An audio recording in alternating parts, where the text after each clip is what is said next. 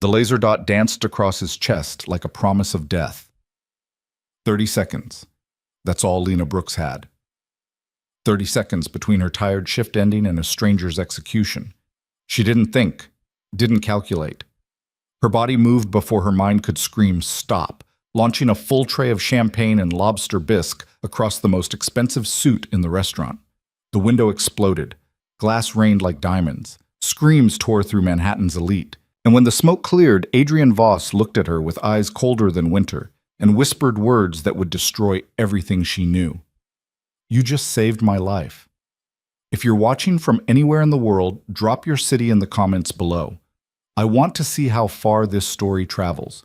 And hit that like button so I know you're ready for what comes next. Part 1. The thing about surviving is that nobody tells you it's supposed to feel like drowning. Lena Brooks understood this truth in her bones, in the ache of her feet after 12-hour shifts, in the practiced smile she painted on her face every night while serving people who wouldn't remember her name if their lives depended on it. 28 years old, and she'd become a ghost haunting her own existence. Transparent, forgettable, safe. Safe was important. Safe paid the bills. Safe kept her small studio apartment in Queens, kept the lights on, kept her invisible. The Carlisle was not a place for people like Lena.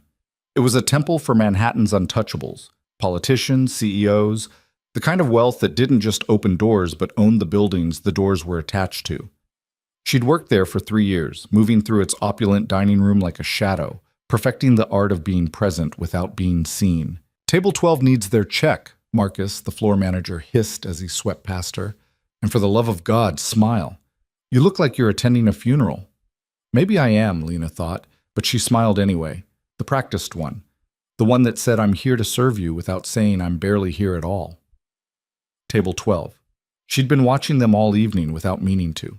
3 men in suits that cost more than her annual rent, speaking in the low, controlled tones of people accustomed to being obeyed. But it was the 4th man who'd caught her attention, Adrian Voss. She didn't know his name yet, wouldn't learn it until later, after everything had already shattered, but she knew his type. Mid-30s, dark hair swept back with casual precision, a face carved from stone and shadows. He sat with perfect posture, his presence filling the space around him like gravity. Every gesture was controlled, every word measured. Even his silence seemed intentional, a weapon he wielded with surgical precision. He terrified her. Not because he was cruel, she'd seen no evidence of that, but because he was the kind of man who existed in a different universe than hers. A universe where power wasn't borrowed or begged for, but simply possessed, absolute and unquestionable. The kind of man whose enemies wouldn't hesitate. Lena gathered the leather billfold from table 7, processed the credit card for table 9, refilled water glasses at table 3. The rituals of service, the comfortable patterns that kept her mind quiet and her hands busy. 30 minutes until closing. 30 minutes until she could peel off this uniform, ride the subway home, and collapse into bed without dreaming. She approached table 12 with her practiced grace, the kind that made her functionally invisible to the men conducting business in hushed, urgent tones. Gentlemen, can I bring you anything else this evening? Her voice was pleasant, neutral, designed to blend into the background music. One of the men, silver hair, hard eyes, a scar that ran from his temple to his jaw, barely glanced at her. We're fine. But Adrian Voss looked up, really looked. His eyes were gray. Not the soft gray of morning fog, but the gray of steel, of stone, of things that didn't bend or break. They held her for half a second, just long enough for her to feel exposed, seen in a way that made her skin prickle with instinctive alarm. Then he nodded once. Dismissal. Permission to disappear. She turned away, relief flooding through her. See? Safe. Invisible. Just the way she... That's when she saw it. The red dot. It appeared on Adrian Voss's chest like a drop of blood, trembling slightly, dancing with his breathing. Tiny. Precise. Deadly. Time didn't slow down. That's what they always said in movies and books, in the stories people told about moments of crisis. Time slows down. You see everything with crystal clarity. Bullshit. Time fractured. 1 second Lena was standing there, her mind still processing the impossible geometry of that red dot, her brain screaming explanations that didn't make sense. Laser pointer. Someone's stupid prank. A reflection from the next second her body was moving, no thought, no decision, pure animal instinct overriding 3 years of trained deference, a lifetime of making herself small and quiet and safe. She lunged forward, her tray tilting, and with all the force she could muster, she dumped its entire contents directly onto Adrian Voss. Champagne, lobster bisque, Côte de Boeuf in red wine reduction, roasted fingerling potatoes, all of it, onto a suit that probably cost more than her car. For one crystalline moment, the entire restaurant froze. Adrian Voss stared at her, champagne dripping from his hair, bisque sliding down his chest, his expression so carefully blank it was almost beautiful. The other men at the table jerked back, shock and fury warring on their faces. Marcus was already moving toward them, his face the color of a heart attack. And then the window exploded. The sound came first, a crack like thunder compressed into a single breath. Then glass. So much glass. It blossomed inward in a deadly flower, shards catching the light as they tumbled through the air, each piece a razor reflecting the chandelier's glow. Screams erupted, tables overturned, someone hit the floor, someone else ran for the kitchen. Lena stood frozen, her empty tray still in her hands, watching the chaos bloom around her like a nightmare given form. Her ears rang. Her mind struggled to connect cause and effect, action and consequence. The window, the bullet, the red dot. Oh God, I was right. Strong hands grabbed her shoulders and yanked her down. She hit the floor hard, her knee cracking against marble, pain shooting up her leg. The world became a confusion of sounds, more screaming, Marcus shouting into his phone, the clatter of silverware and shattering plates, someone crying. And above it all, a voice, low, controlled, terrifyingly calm. Stay down. Adrian Voss had her pressed against the floor, his body partially covering hers, his hand on the back of her head. She could feel his heartbeat, steady, unhurried, as if assassination attempts were just another Tuesday evening. More sounds, running feet, shouts, the distant wail of sirens. Don't move, he said again. Not unkind, but absolute. The voice of someone used to being obeyed without question. Lena couldn't move if she wanted to. Her muscles had locked, her breath coming in short, sharp gasps that tasted like fear and champagne and the acrid burn of adrenaline. Time became elastic. Seconds stretched into hours. Or maybe it was only seconds.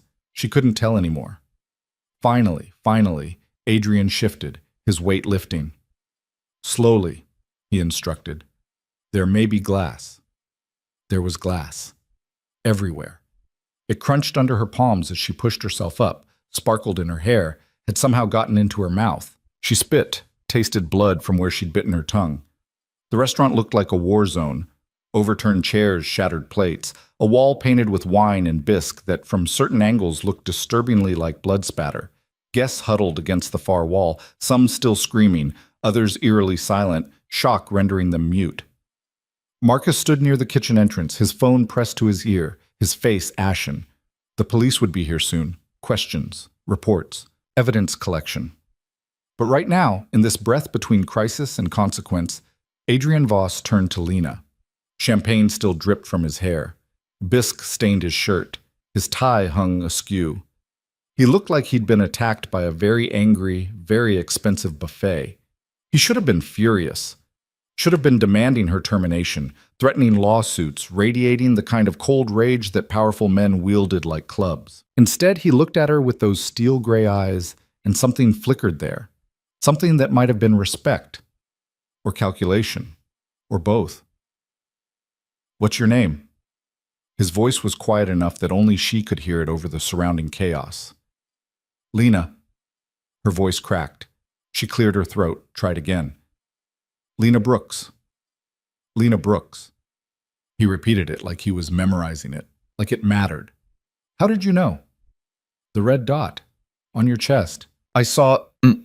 She stopped, realizing how insane it sounded, how impossibly fast everything had happened. I saw it, and I moved. You saw a laser sight in a split second and reacted before anyone else even registered the threat. It wasn't a question. He was assessing her, cataloging, filing information away. You have training? What? No, I'm a waitress. What? What had she done? Destroyed her career? Saved his life? Both? Adrian studied her for another moment, then did something unexpected. He smiled. It was a small thing, barely a movement of his mouth, but it transformed his entire face. Made him look younger, human, dangerous in an entirely different way. You just saved my life, Lena Brooks. He said it simply, a statement of fact, the same tone he might use to comment on the weather. Then he leaned closer, close enough that she could smell his cologne under the champagne and bisque, close enough that his next words were for her alone. And now you're in more danger than you can possibly imagine. Before she could process that, before she could ask what he meant, before she could protest or question or do anything except stand there with glass in her hair and fear in her throat, the police arrived. They came in force, not just regular NYPD, but suits. Federal agents, maybe, or private security, or something else entirely. They moved with military precision, securing the scene, separating witnesses, their eyes constantly scanning for threats. One of them, tall, broad-shouldered, with the kind of alert stillness that marked him as former military, approached Adrian. "Sir, we need to get you out of here." "Not yet." Adrian didn't look at him. His attention remained fixed on Lena. "She's coming with us." "Sir, protocol—" "She saved my life, Marcus." The name was the same as the floor manager's, but this Marcus was clearly something else entirely. Security? Maybe more. That makes her a witness, potentially a target. "I'm not leaving her here." "I'm fine," Lena heard herself say, even though she wasn't fine, wasn't anywhere close to fine. "I'll just talk to the police and tell them what?" Adrian's voice remained calm, but something sharp glinted in his eyes. "That you saw a laser sight no one else noticed? That you had the training and reflexes to react in under a second? They'll have questions, Lena. A lot of questions. And while they're asking them, whoever tried to kill me tonight will be asking questions too." The fear that had been hovering at the edges of her consciousness crashed over her in a wave. "What are you saying?" "I'm saying you're a loose end, and in my world, loose ends get cut." He gestured toward the shattered window, toward the chaos, toward the reality of what had just happened. "You can stay here, talk to the police, go home, and hope that whoever hired that sniper doesn't decide you saw too much. Or you can come with me, and I'll make sure you survive the night." It wasn't a choice. Not really. But he presented it like one anyway, and somehow that made it worse, made her complicit in whatever came next. Lena looked around the restaurant. At Marcus, the floor manager, who was studiously avoiding her gaze. At the other waitstaff, huddled together, whispering. At the guests, some being escorted out by police, others giving statements, all of them part of a world that had suddenly revealed its razor edges. At the shattered window and the darkness beyond it. Somewhere out there, someone had tried to kill the man standing in front of her, someone with military-grade weapons and the skill to use them, someone who wouldn't appreciate witnesses. "Okay," she whispered. Adrian nodded once, as if he'd expected nothing else. "Marcus, get her out of here. Secure route. I'll handle the authorities." The security Marcus stepped forward, his hand light but firm on her elbow. "Ma'am, this way." "Wait." Lena turned back to Adrian. "My things, my bag, my phone, I need to—" "We'll get them," Adrian assured her. "Right now we need to move." And just like that, Lena Brooks, invisible waitress, professional survivor, ghost in her own life, was escorted out of the Carlisle's back entrance and into a black SUV with tinted windows and bulletproof glass. The door closed with a heavy thunk that sounded like a vault ceiling, like a coffin, like the end of everything she'd known and the beginning of something she couldn't begin to comprehend. The safe house wasn't what Lena expected. She'd pictured something from a movie, sparse, industrial, the kind of place where people went to hide from consequences. Instead, the SUV delivered her to a high-rise in Midtown, all glass and steel and understated luxury. The kind of building where doormen wore better suits than most CEOs and the lobby smelled like money and fresh flowers. Security Marcus, she had learned his last name was Chen, guided her through a private elevator that required both a keycard and a fingerprint scan. They rose in silence, her ears popping as they climbed. "Where are we?" Her voice sounded small in the elevator's expensive quiet. "Somewhere safe." Chen's tone was professional, neutral. "Mr. Voss will be here within the hour. Until then, you should rest." The elevator opened onto a private vestibule. Another keycard. Another scan. Then doors slid open onto an apartment that redefined Lena's understanding of the word. Floor-to-ceiling windows overlooked Manhattan like a kingdom laid out for conquest. The space was enormous, open-plan living area flowing into a kitchen that looked like it had been designed by someone who'd never actually cooked, bedrooms visible down a hallway that seemed to stretch forever. Everything was done in shades of gray and white and chrome, beautiful and cold and utterly impersonal. "There's food in the kitchen," Chen said. "Bathroom through there. Don't go near the windows. Don't try to leave. Someone will be outside if you need anything." "Am I a prisoner?" The question came out sharper than she intended. Chen's expression didn't change. "You're protected. There's a difference." Then he left, and Lena was alone. She stood in the middle of the vast living room, still wearing her uniform, now stained with champagne and bisque and streaked with her own blood from a cut on her palm she didn't remember getting. Glass sparkled in her hair. Her hands shook. The adrenaline was wearing off, leaving behind a fatigue so profound it felt like gravity had doubled. Her knees buckled. She sank onto a pristine white sofa that probably cost more than her car and her apartment combined. And finally, she let herself fall apart. The sobs came in waves, wrenching themselves from somewhere deep in her chest. Fear, shock, the delayed reaction to almost dying, to saving a stranger, to having her entire life yanked sideways in the space between one breath and the next. She cried until she was empty, until the tears stopped meaning anything, until she was just a body going through motions while her mind tried to catch up with reality. Eventually, she dragged herself to the bathroom, stripped off her ruined uniform, stood under a shower so powerful it felt like standing in warm rain, washing away champagne and bisque and glass and fear until the water ran clear. There were clothes in the closet, women's clothes, expensive ones, in approximately her size. She tried not to think about why that might be. Pulled on soft sweatpants and a cashmere sweater that felt like being wrapped in clouds. The apartment had a strange quality. Beautiful, but unlived in. Like a stage set. Like something designed to look like home without actually being one. She found crackers in the kitchen, cheese that probably cost more per ounce than gold, water in glass bottles. Forced herself to eat even though her stomach was tied in knots. Then she waited. The windows showed Manhattan in all its glittering glory, millions of lights, millions of lives, a city that never stopped moving. Somewhere out there, her apartment sat empty. Her phone sat in a locker at the Carlisle. Her life continued without her, oblivious to the fact that she'd just stepped out of it and into something else entirely. She thought about calling someone. But who? She had no family left. Her mother had died 2 years ago. Cancer, slow and cruel. No close friends, just work acquaintances, friendly faces that had never deepened into actual relationships. No boyfriend, no emergency contact, no one who would miss her if she didn't come home. The realization hit her harder than it should have. When did I become so alone?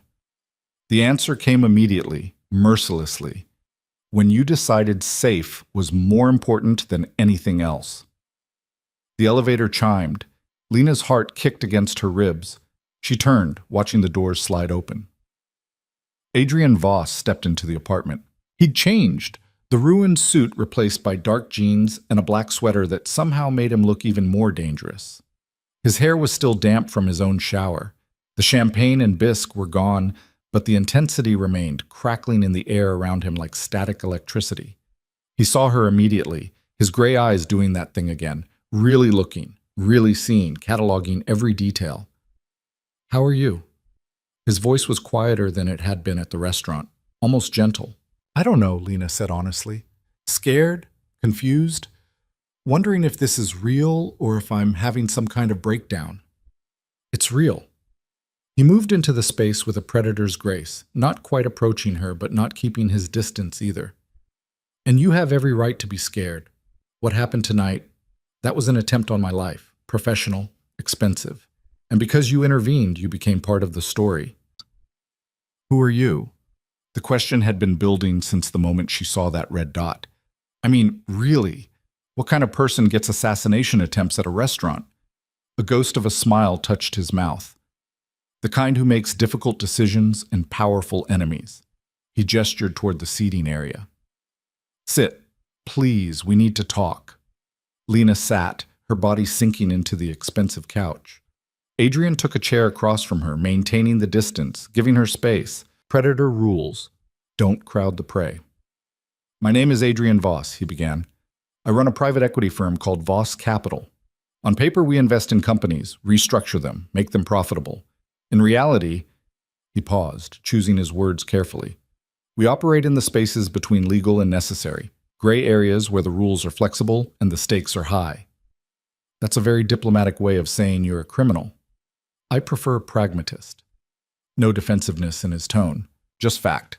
I don't deal in drugs or trafficking or any of the obvious evils, but I do business with people who make traditional bankers nervous. I solve problems that can't be solved through conventional means. And yes, that makes me enemies. Like whoever tried to kill you tonight. Exactly.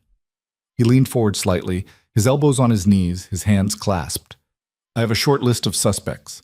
People who would benefit from my death. People with the resources to hire a professional shooter. But until I know for certain who ordered the hit, everyone is a potential threat. Including me. No. The word was absolute.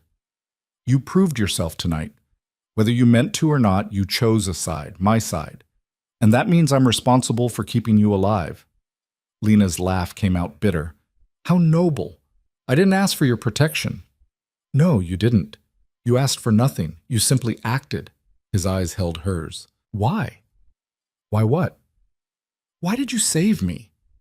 You could have frozen, could have convinced yourself you imagined the laser sight, could have let nature take its course. Instead, you risked your life for a stranger. The question caught her off guard. She'd been so focused on the aftermath that she hadn't examined the moment itself, the split-second decision that had changed everything. I don't know, she said finally. I saw the red dot and I just moved, didn't think, didn't decide, just acted. Instinct. Adrian nodded slowly. The kind that keeps people alive in situations where thinking gets you killed. He studied her with renewed interest, like she was a puzzle he hadn't quite solved. You said you had no training. I believe you. But you have something else. Something rarer. What? The ability to act when it matters. He stood, moving to the windows, his silhouette backlit by the city's glow. Most people freeze. Even trained professionals freeze when the moment comes. But you didn't. You saw the threat, and you neutralized it without hesitation. I dumped soup on you, Lena said flatly. That's not exactly Navy SEAL-level tactics. You moved me out of the kill zone in the only way available to you in that moment. It was clever, effective, saved my life. He turned back to face her. Don't diminish what you did, Lena. You have a gift, whether you want it or not. I don't want it. The words came out fierce, desperate. I don't want any of this. I want to go home. I want my normal, boring life back. I want safety, Adrian finished for her. I understand. Believe me. I understand the appeal of invisibility, of moving through the world without making waves. But that option is gone now. Because of you. Because of the choices we both made tonight. He didn't flinch from her anger. I won't lie to you, Lena. The people who tried to kill me won't forget about the waitress who saved my life. They'll want to know how you spotted the laser sight. They'll want to know what else you saw, what you know. And they won't ask nicely.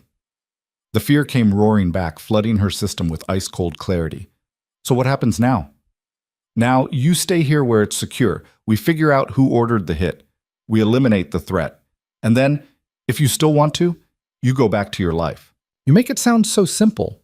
It's not simple. It's messy and dangerous, and there are no guarantees, but it's the best option available. He moved closer, close enough that she could see the exhaustion around his eyes, the tension in his jaw. I know this isn't what you wanted. I know I'm asking you to trust me when you have no reason to. But I swear to you, Lena, I will do everything in my power to keep you safe. She wanted to believe him, wanted to trust that he was one of the good guys, or at least one of the better bad guys. But trust was a luxury she'd learned to live without. How long? She asked instead. Until we neutralize the threat? A week, maybe 2. And I'm supposed to just, what? Hide here? Wait? Not exactly. Something shifted in his expression, calculation, consideration, the gears turning behind those gray eyes. I could use your help. My help? Doing what?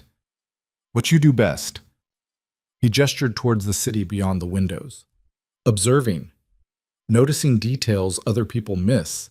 You spotted a laser sight in under a second in a crowded restaurant. That kind of perceptiveness is valuable. Lena stared at him.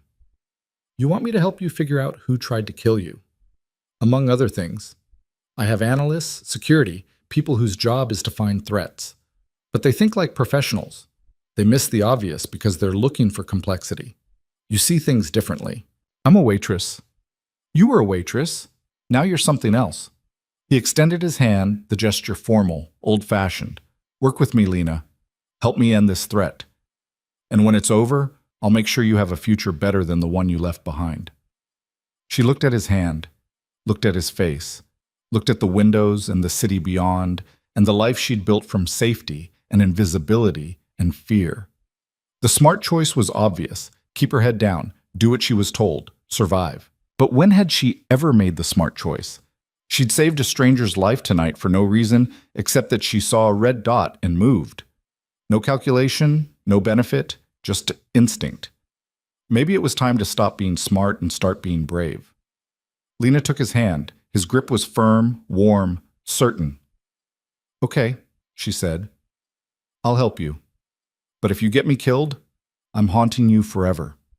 That ghost of a smile returned. Deal. Neither of them let go immediately. The handshake extended a beat too long, became something else, a pact, a promise, the beginning of something neither of them could name yet. Finally, Adrian released her hand. You should rest. Tomorrow we start working. I'll have Chen bring you a laptop, files, everything you'll need. What am I looking for? Patterns, inconsistencies, anything that doesn't fit. He moved toward the elevator. The people who tried to kill me left clues, they always do. We just have to find them. Hey, Adrian?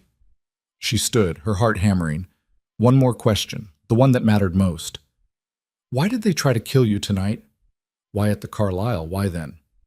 He paused at the elevator, his finger on the call button. For a moment she thought he wouldn't answer. Then, I was meeting with people who wanted me dead, showing strength, proving I wasn't afraid. His jaw tightened. Pride. The oldest sin. And it almost got me killed. And me, Lena added quietly. And you. He met her eyes across the distance. I'm sorry for that. Truly. You didn't deserve to be dragged into my war. No one deserves war, she replied. But we end up in them anyway. Something flickered across his face, surprise maybe, or recognition, like she'd said exactly what he'd been thinking but never voiced. The elevator chimed. The doors slid open. Good night, Lena Brooks. He stepped inside.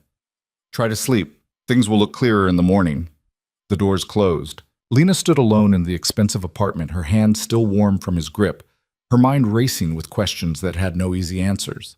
She walked to the windows, pressed her forehead against the cool glass, and looked down at the city.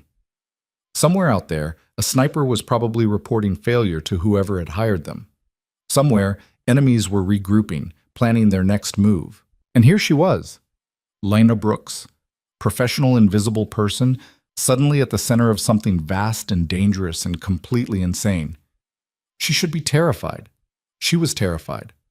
But underneath the fear, something else stirred, something she hadn't felt in years, maybe ever. Purpose.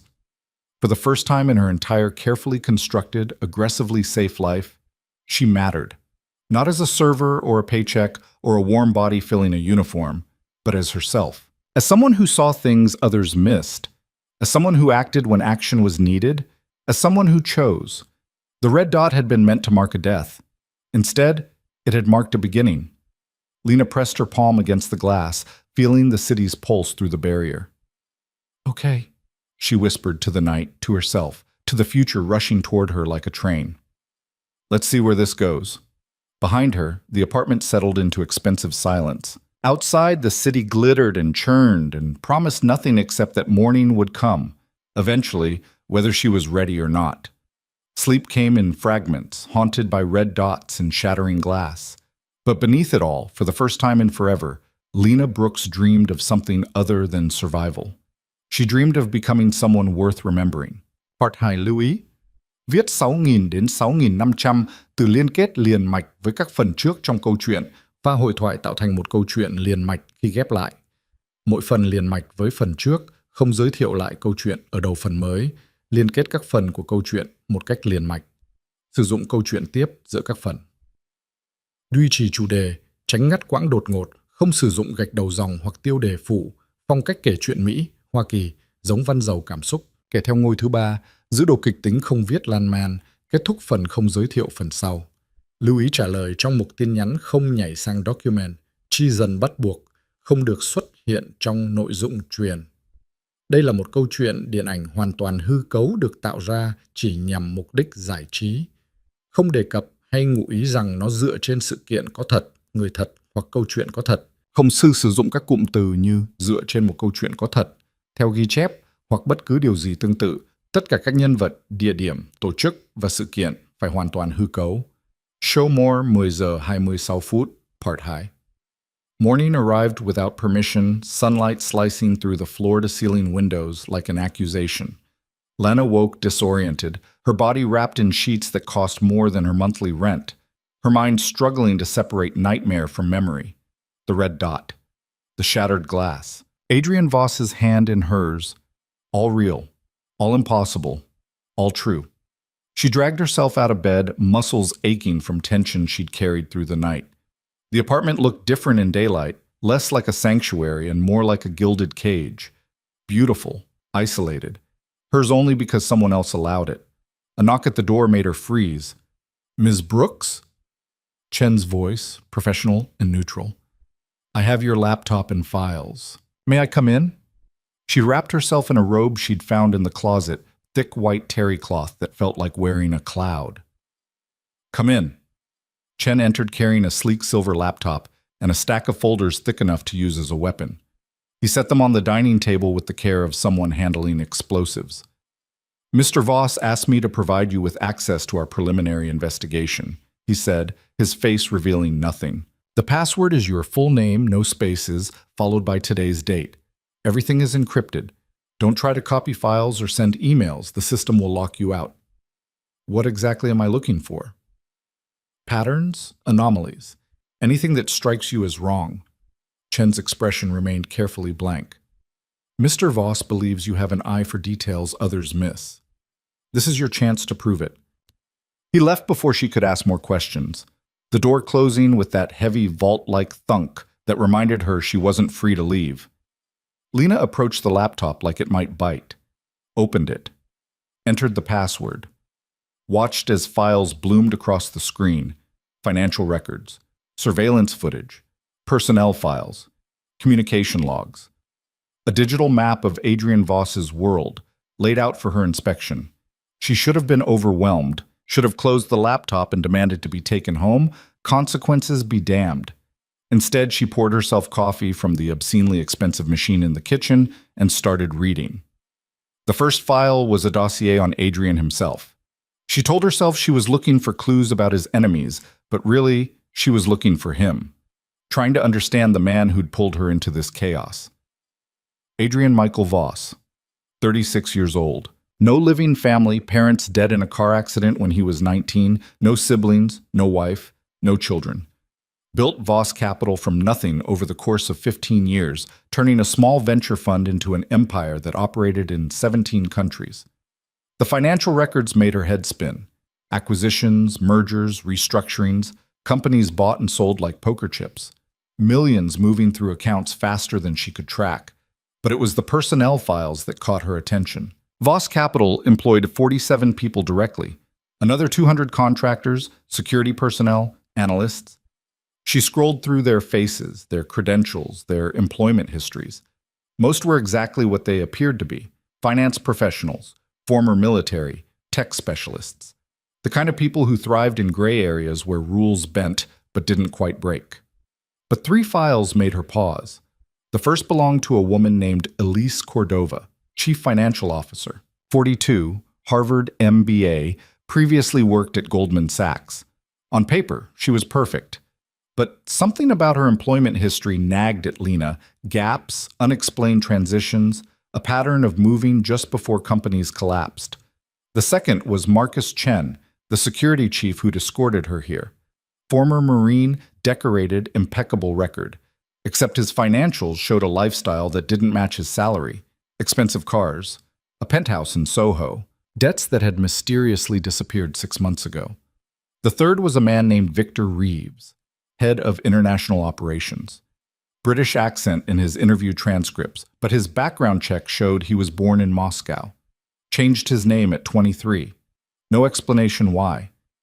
Lena made notes on a legal pad, her handwriting cramped and urgent. These probably meant nothing, probably had reasonable explanations, but they were anomalies, and anomalies were what Adrian had asked her to find. Hours passed, the coffee went cold. Her eyes burned from staring at the screen. She was deep in Victor Reeves's travel logs. He'd been in Singapore the week before the assassination attempt, meeting with clients whose names were redacted, when the elevator chimed. Adrian stepped into the apartment carrying takeout bags that smelled like heaven. "You need to eat," he said, without preamble, setting the bags on the counter. "And you need to step away from the screen before you damage your eyesight." "I found something." Lena stood, her legs cramping from sitting too long. "Maybe. 3 people with irregularities in their files." Interest sharpened his expression. "Show me." They stood shoulder to shoulder at the dining table while Lena walked him through her findings. She was hyper-aware of his proximity, the warmth radiating from his body, the faint scent of his cologne, the way he leaned in slightly when he concentrated. "Elise has been with me for 8 years, he said when she finished explaining the CFO's employment gaps.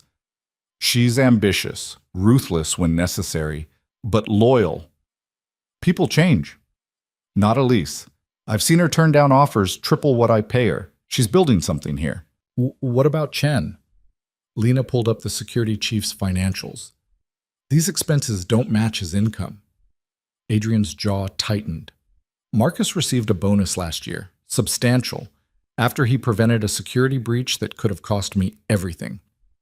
"A bonus big enough to buy a penthouse and pay off 6 figures in debt?" "He earned it." But Adrian's tone had shifted, become defensive, protective. Next, Lena showed him Victor Reeves's file, the name change, the Moscow origins. Adrian studied it in silence, his expression unreadable. "Victor was recruited from Russian intelligence," he said finally. "I knew about the name change. He was defecting, needed a new identity." "And you trust him?" "I trust very few people, Lena. But Victor has saved my life twice. Once in Prague, once in Dubai. He's had opportunities to betray me and hasn't taken them." She heard what he wasn't saying, that trust in his world was measured in actions, not words, in loyalty proven through blood and choice and the 1,000 small decisions that revealed character. "So I'm wrong," she said, disappointment settling heavy in her chest. "These aren't leads, they're just noise." "No." Adrian turned to face her fully. "You're looking at the right things, asking the right questions, but you're missing context. These people, Elise, Marcus, Victor, they're complex, messy, but they're mine." "Then who tried to kill you?" "That's the question, isn't it?" He moved to the windows, his silhouette dark against the city's glare. "I've been asking it for 18 hours and coming up empty. Whoever ordered the hit covered their tracks beautifully." "Maybe they're not in your files," Lena suggested. "Maybe they're outside your organization." "My enemies are legion." His voice carried bitter amusement. "Narrowing it down is the challenge." "Walk me through it. Who benefits from your death?" He was quiet for a long moment, weighing how much to share. Then he started talking, and Lena realized she'd just been granted access to secrets that could get them both killed. "3 main players," Adrian began. "First, there's Konstantin Volkov, Russian oligarch. We had a deal go sideways 2 years ago. I acquired a company he wanted, cost him $1 billion and considerable pride. He's the type to hold grudges. Would he risk a hit on American soil? Volkov doesn't think in terms of risk. He thinks in terms of power, and killing me would send a message to everyone who's ever crossed him." Lena made notes, her hand steady despite the fear creeping up her spine. Who else? Senator Patricia Moreland. We used to work together. She'd give me advance notice on regulatory changes. I'd fund her campaigns. Mutually beneficial, until I discovered she was also taking money from a cartel. I cut ties. She doesn't forgive easily. A senator ordered a hit on you? Lena's voice climbed despite her effort to stay calm. In my world, senators are just better-dressed criminals. Adrian's tone was matter-of-fact, stripped of judgment or surprise. She has the connections, the motivation, the resources. And the third? He hesitated. For the first time since she'd met him, Adrian Voss looked uncertain. The third is complicated, he said finally. There's a man named James Calloway. We were partners once, built Voss Capital together from nothing. But James wanted to expand into territories I wouldn't touch. Weapons trafficking, political assassinations, the kind of business that destroys whatever it touches. We had a falling out. Violent. Final. How final? The kind where one of us should have died. Adrian's hands curled into fists at his sides. I bought him out, paid him triple what his share was worth. Thought that would be the end of it. But James isn't motivated by money. He's motivated by control, by winning. And as long as I'm alive and successful, he's losing. Lena absorbed this, trying to imagine the kind of partnership that ended in near murder. Any of these three could have ordered the hit? All of them, none of them. That's what makes this impossible. Frustration bled through his controlled exterior. I've survived this long by being 3 steps ahead, but this time I'm blind. Then we need more information. Lena stood, pacing, her mind working through possibilities. Financial records, communication logs, travel patterns, there has to be a trail. I have teams working on exactly that. But they think like you, like professionals looking for professional moves. She turned to face him. What if this wasn't professional? What if it was personal? Adrian's eyes narrowed. Explain. The hit was at the Carlyle, a public restaurant, high risk, low probability of success. A professional would have chosen somewhere isolated, controllable. The pieces were clicking together in her mind, instinct overriding logic. But someone angry? Someone who wanted you to know they were coming. They'd choose somewhere visible, dramatic. You think this was about sending a message? I think whoever tried to kill you wanted an audience. Lena pulled up the surveillance footage from the Carlyle, grainy black and white images of the restaurant's exterior. They wanted people to see, to talk, to spread fear.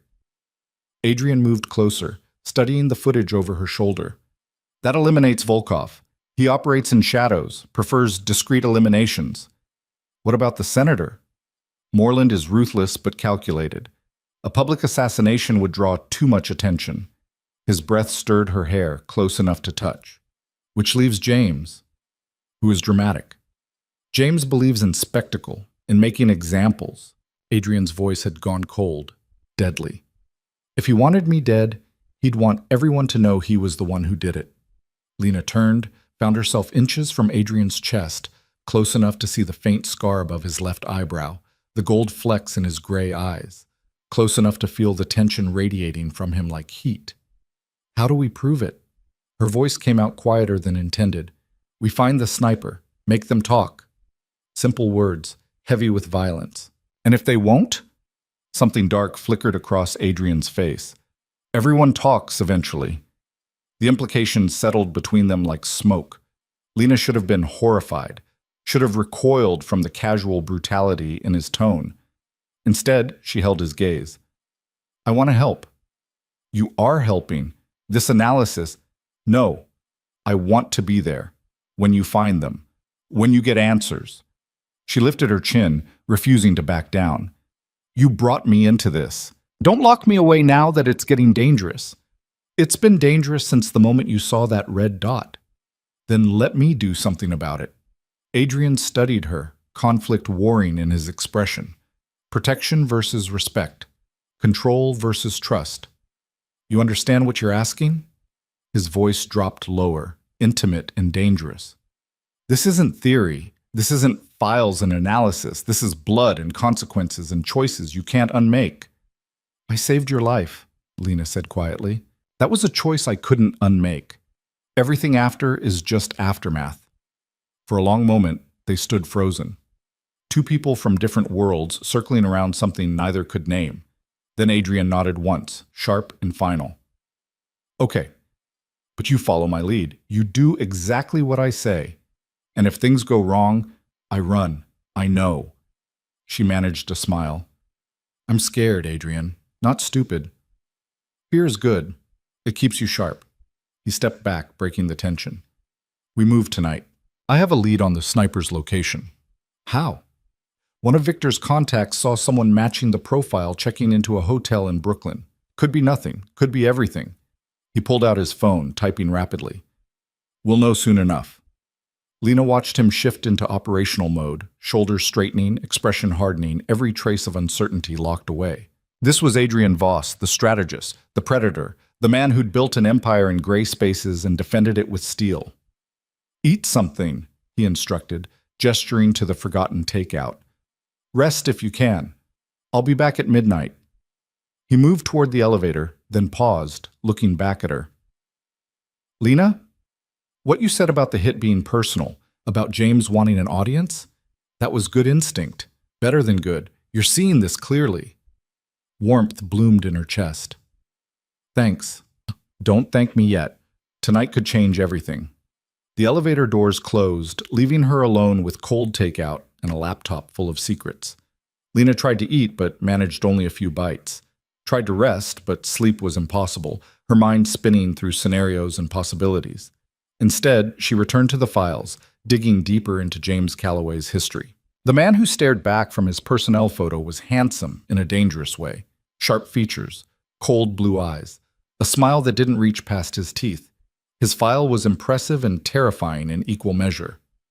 MIT graduate, decorated Army Ranger, successful venture capitalist before partnering with Adrian. The partnership had lasted 7 years, built Voss Capital into a powerhouse. Then something had fractured, and fractures in that world didn't heal. They shattered.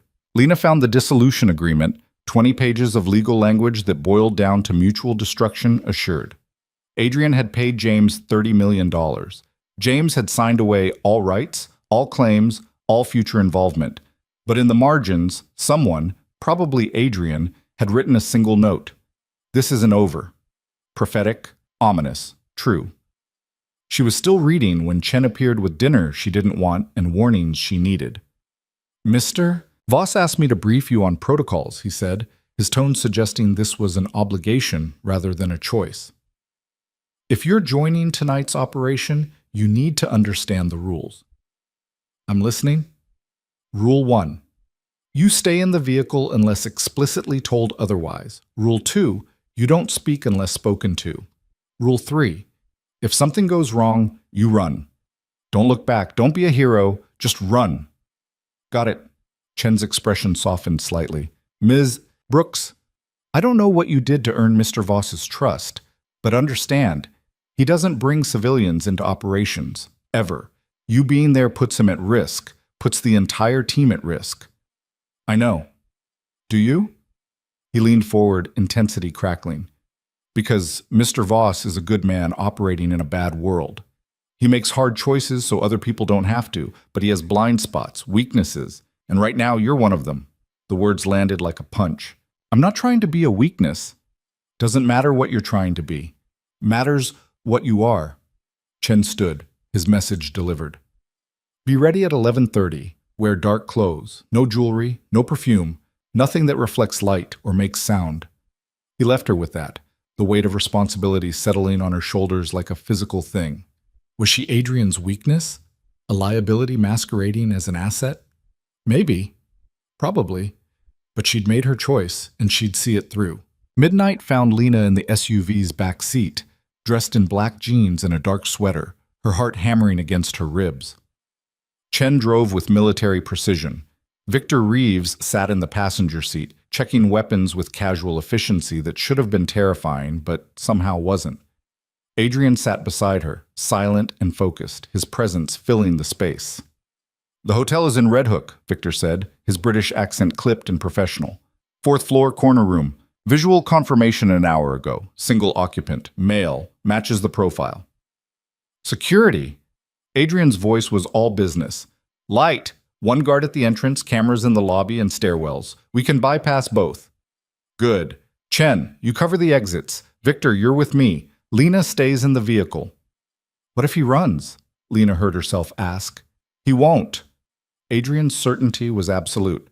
This is a professional. Professionals don't run. They negotiate.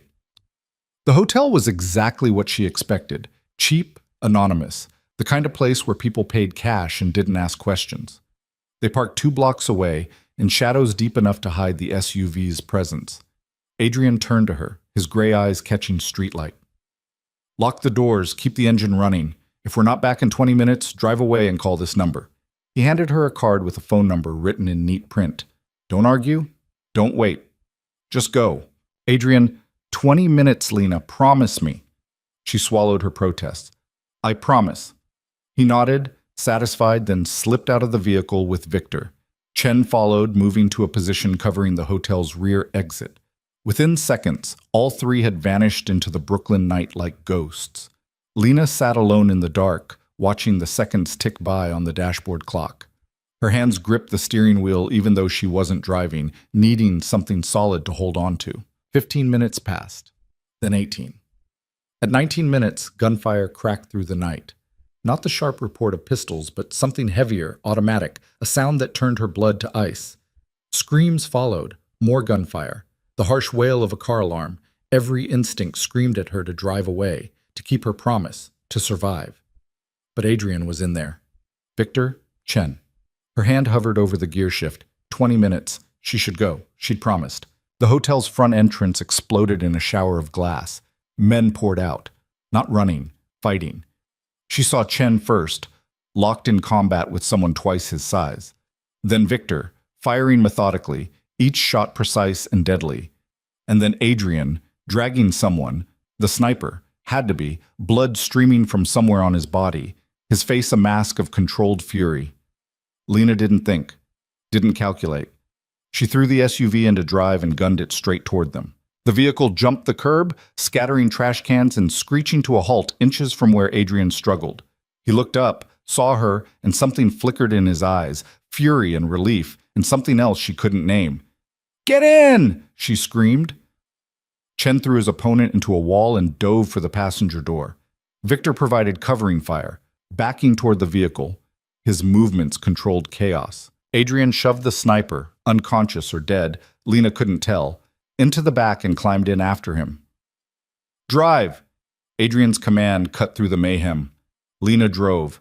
She drove like she'd never driven before, pure instinct and adrenaline overriding every traffic law ever written.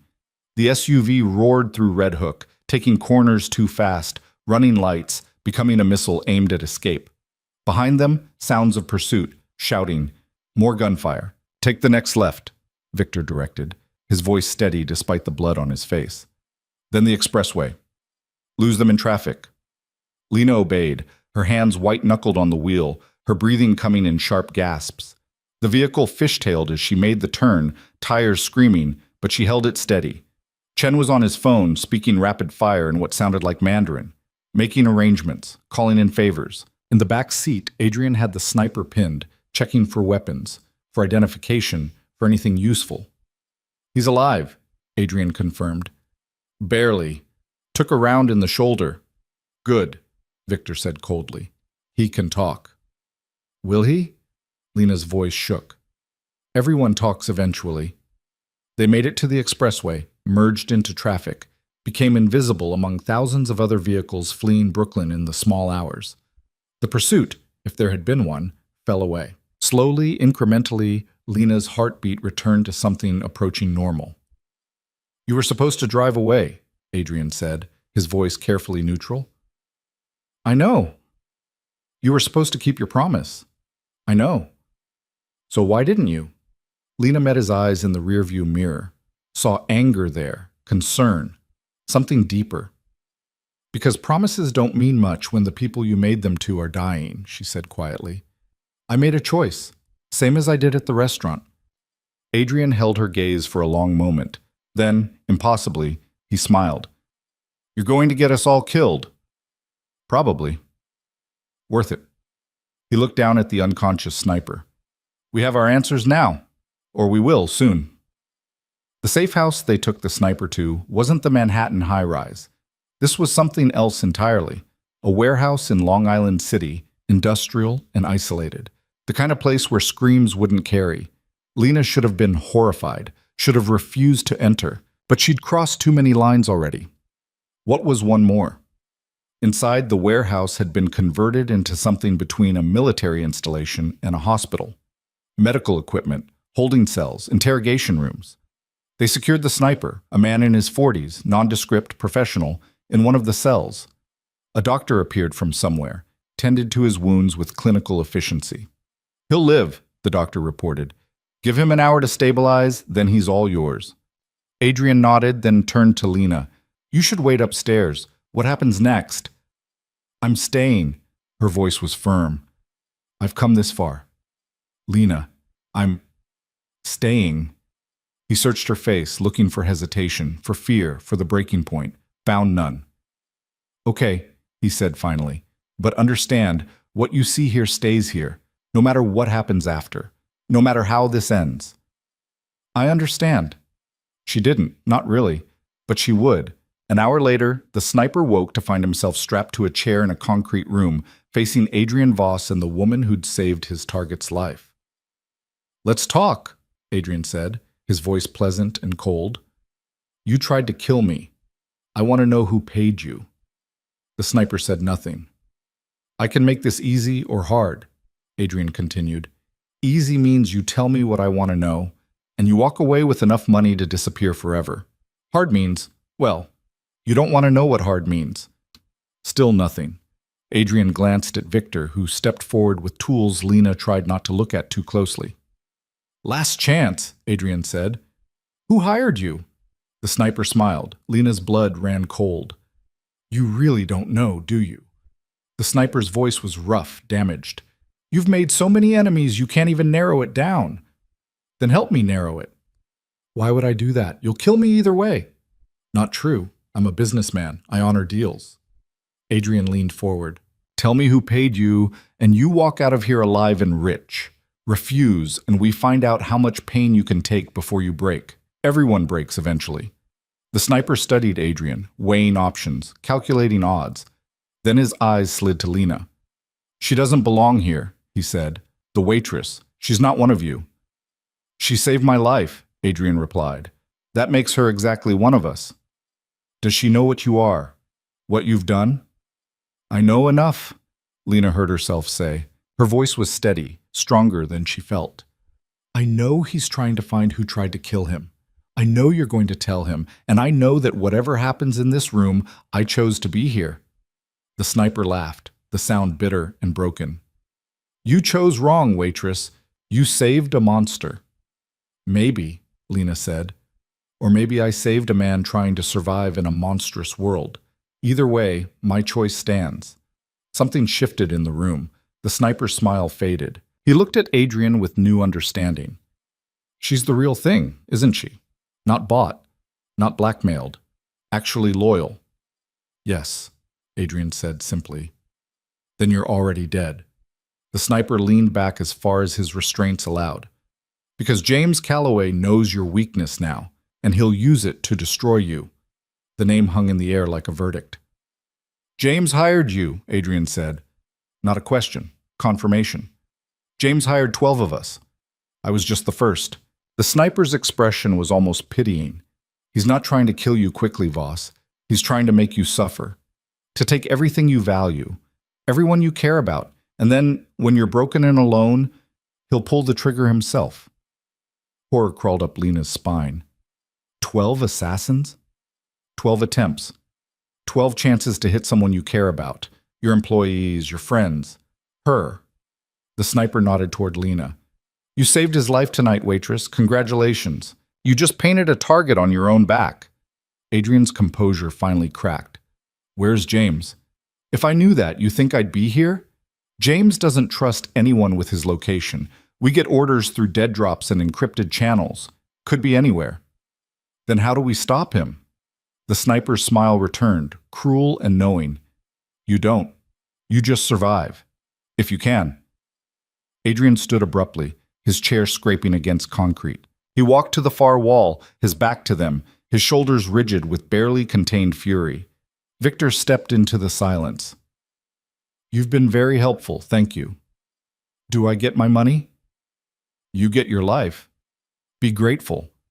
The sniper laughed again. "My life isn't worth much anymore. James doesn't tolerate failure." "Then disappear," Adrian said without turning around. "Take what resources you have and vanish. Because if I see you again, our deal is void." Victor and Chen escorted the sniper out, leaving Adrian and Lena alone in the concrete room. She approached him carefully, like approaching a wounded animal. "Adrian, I'm sorry." His voice was hollow, defeated. "I brought you into this thinking I could protect you. But if James is targeting everyone I care about, then we stop him. You heard the man. 12 assassins, 12 attempts. How do we stop that? The same way we stopped this one, together." Lena moved to stand beside him, their shoulders almost touching. "You're not alone in this anymore." "I should be. For your safety, I should send you away. Witness protection, new identity, a life far from mine." "But you won't." He turned to face her, and the raw emotion in his eyes stole her breath. "No, I won't, because somewhere between the red dot and right now, I started to care whether you lived or died. And that makes you a weapon someone can use against me. Or it makes me a reason to fight harder." Lena held his gaze, refusing to flinch. "Stop trying to protect me from myself, Adrian. I'm here by choice. Let me help end this." "It could get you killed." "Living could get me killed. At least this way I'm choosing the danger." For a long moment they stood in the harsh fluorescent light of the interrogation room, two people from different worlds who'd somehow ended up in the same war. Then Adrian reached out and tucked a strand of hair behind her ear, the gesture so gentle it hurt. "Okay," he whispered. "We fight together." Part 4. Lưu ý đó, viết 6.000 đến 6.500 từ liên kết liền mạch với các phần trước trong câu chuyện, pha hội thoại tạo thành một câu chuyện liền mạch khi ghép lại. Mỗi phần liền mạch với phần trước không giới thiệu lại câu chuyện ở đầu phần mới, liên kết các phần của câu chuyện một cách liền mạch. Sử dụng câu chuyện tiếp giữa các phần, duy trì chủ đề, tránh ngắt quãng đột ngột, không sử dụng gạch đầu dòng hoặc tiêu đề phụ, phong cách kể chuyện Mỹ, Hoa Kỳ, giống văn giàu cảm xúc. Kể theo ngôi thứ 3, giữ đồ kịch tính không viết lan man, kết thúc phần không giới thiệu phần sau. Lưu ý trả lời trong mục tin nhắn không nhảy sang document. Trì dân bắt buộc, không được xuất hiện trong nội dung truyền. Đây là một câu chuyện điện ảnh hoàn toàn hư cấu được tạo ra chỉ nhằm mục đích giải trí. Không đề cập hay ngụ ý rằng nó dựa trên sự kiện có thật, người thật hoặc câu chuyện có thật. Không sử dụng các cụm từ như dựa trên một câu chuyện có thật, theo ghi chép hoặc bất cứ điều gì tương tự. Tất cả các nhân vật, địa điểm, tổ chức và sự kiện phải hoàn toàn hư cấu.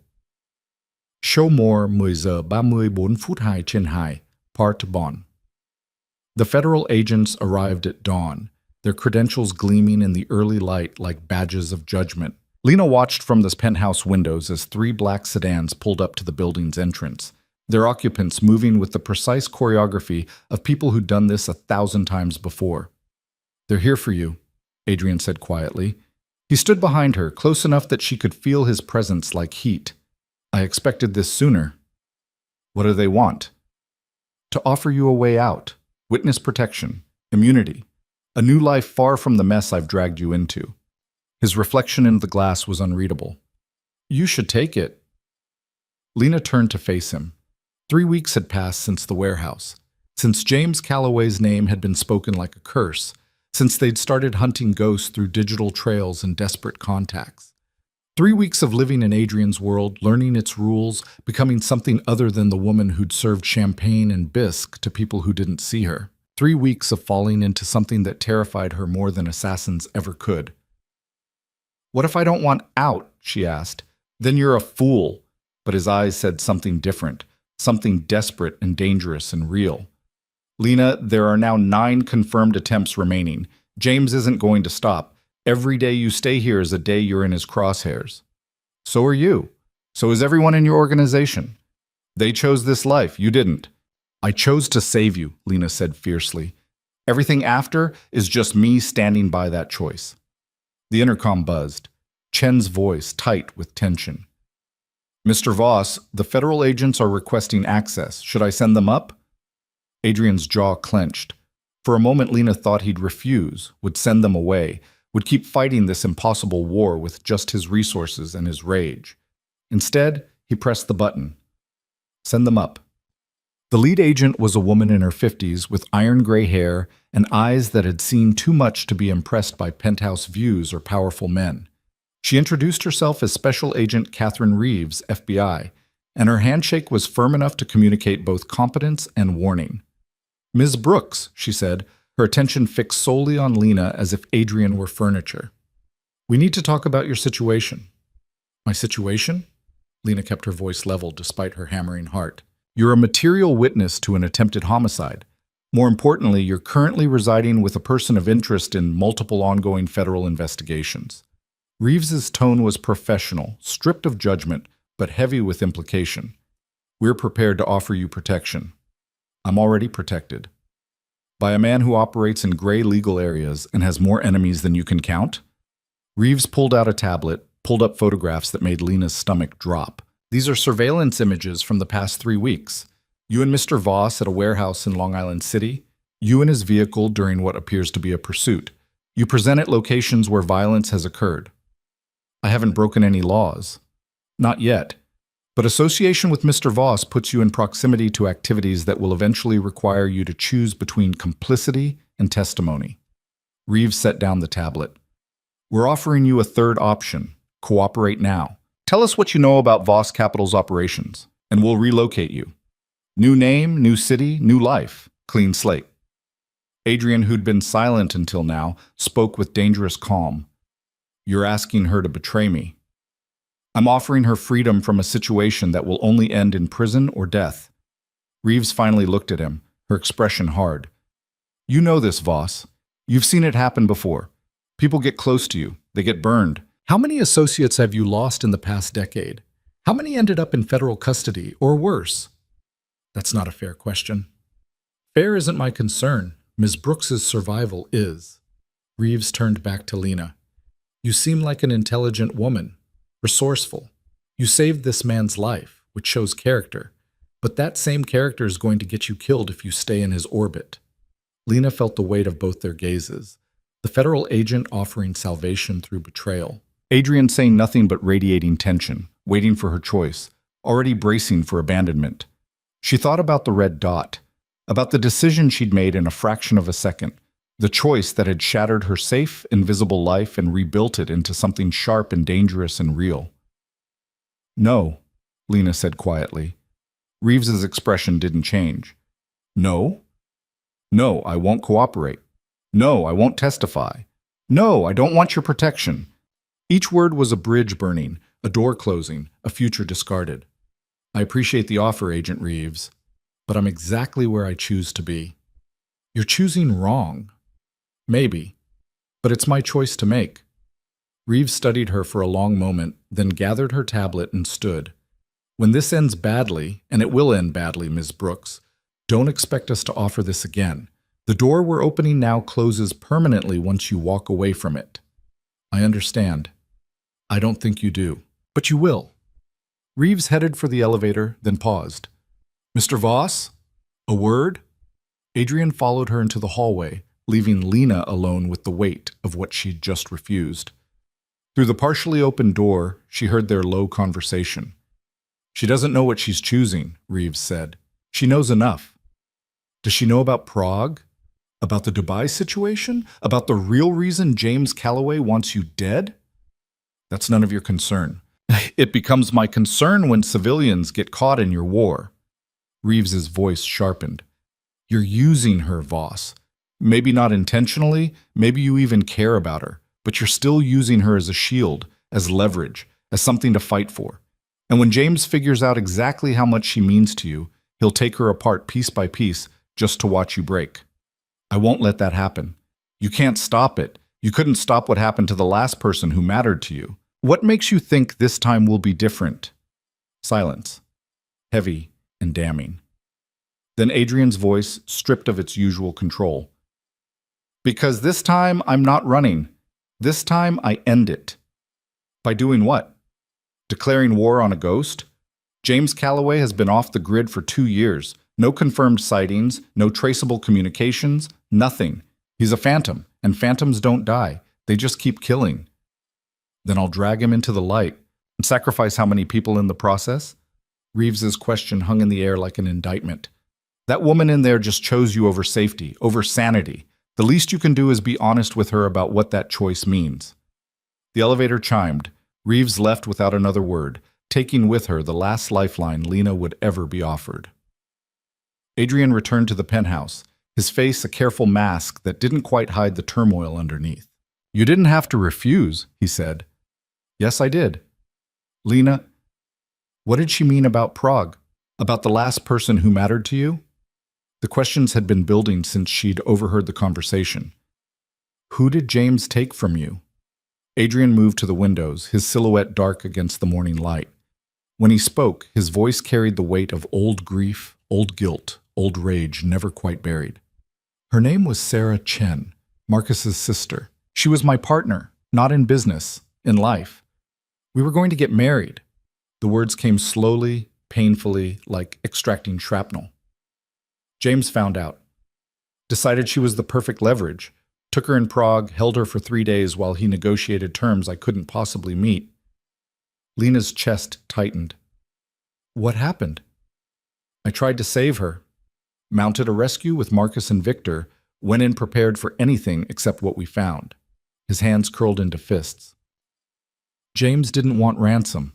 He wanted me to watch her die. Wanted me to understand that caring about anyone made me weak, made them a weapon he could use against me. Adrian, Marcus pulled the trigger that ended it, not James.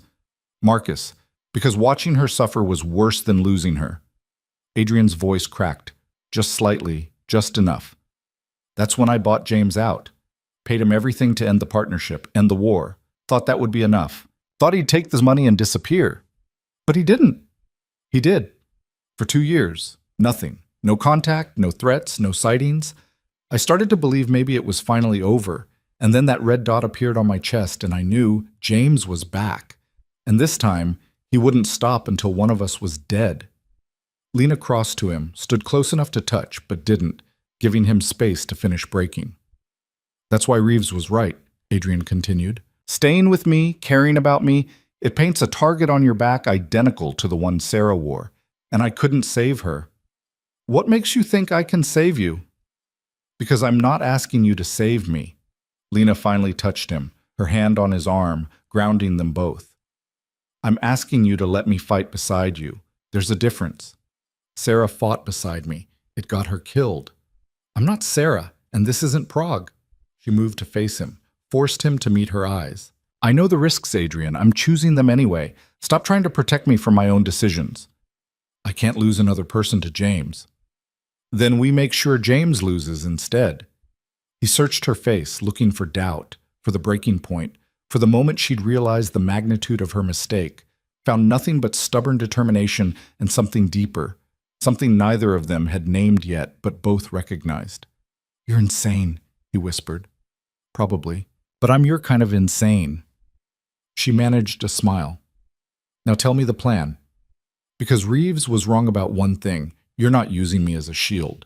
You're going to use me as bait." Adrian's expression shifted from grief to calculation to something almost like hope. "You figured that out?" "It's the only move that makes sense. James wants someone I care about. Give him a target he can't resist. Draw him out of hiding. End this." "It's incredibly dangerous. Everything about this situation is dangerous. At least this way, we're choosing the terms of engagement." Lena squared her shoulders, channeling every ounce of courage she'd discovered in the weeks since the red dot. "So, what's the plan?" Adrian studied her for another moment, then nodded, decision made. "We leak that you're important to me. Make sure James's network picks up on it. Then we put you somewhere public, somewhere he can reach you, somewhere we can control. And when he takes the bait, we take him. Victor's already assembling a team. Marcus has been mapping James's known associates, looking for patterns. We've identified 3 possible locations where he might be operating from." Adrian pulled out his phone, showed her satellite images of buildings, warehouses, estates. "When he moves on you, we track him back to his base, and then we end this, permanently. Lena looked at the images, at the careful planning, at the chess game being played with human lives as pieces. A month ago, she would have run screaming from this reality. Now she was volunteering to be the queen sacrifice that won the game. When do we start? Tonight. There's a gala at the Metropolitan Museum.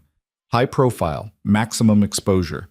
I'll attend with you on my arm. Make sure every camera, every gossip site, every intelligence network sees us together. By morning, James will know you matter to me. And then? Then we wait for him to make his move. And when he does, we're ready. The plan was elegant in its simplicity and terrifying in its execution. But Lena had long since passed the point of reasonable fear. She'd crossed into territory where the only way out was through. Okay, she said, let's give James Calloway a show he can't ignore. The Metropolitan Museum Gala was a universe away from the Carlyle's refined dining room. This was wealth and power concentrated into a single evening. Manhattan's elite gathered under the pretense of supporting the arts, while conducting the real business in hushed corners and private alcoves. Lena descended the penthouse elevator wearing a dress that cost more than her previous annual salary, midnight blue silk that moved like water, diamonds at her throat that were probably real, heels high enough to be weapons. Her hair had been styled by professionals, her makeup applied by an artist who understood the power of highlighting bone structure and emphasizing eyes. She looked like someone who belonged in Adrian's world. She felt like an imposter wearing a disguise. Adrian waited in the lobby, devastating in a custom tuxedo that fit him like armor. When he saw her, something flickered in his expression. Appreciation, possession, and beneath it all, fear for what they were about to do. "You look beautiful," he said quietly. "I look like bait. You look like someone worth starting a war over, which, unfortunately, is exactly what we need." He offered his arm. "Ready?" "No, but let's do this anyway." The SUV delivered them to the museum's entrance, where photographers and reporters created a gauntlet of flashing lights and shouted questions. Adrian guided her through it with practiced ease, his hand at the small of her back, his body angled protectively even as he smiled for the cameras. Inside, the gala was a carefully orchestrated spectacle. Chamber music floated over conversation, champagne flowed like water, and everyone who mattered in New York had turned out to see and be seen. "There," Adrian murmured, nodding toward a distinguished couple near the modern art wing. Senator Moreland and her husband, one of the three suspects. Lena studied the woman who might have ordered Adrian's death. Mid-60s, elegant in the way that came from generations of privilege, eyes sharp enough to cut glass. She was laughing at something her companion said, champagne glass tilted just so, the picture of refined power. "She looks harmless," Lena whispered.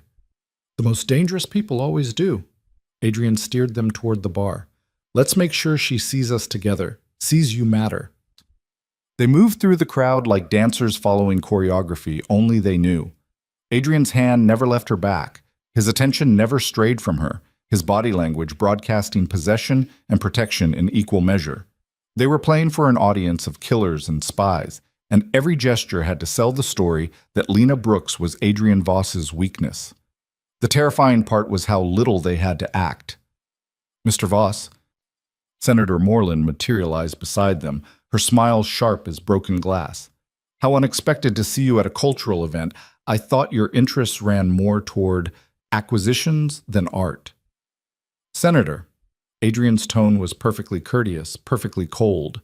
"I appreciate beauty in all its forms. Speaking of which, may I introduce Lena Brooks?"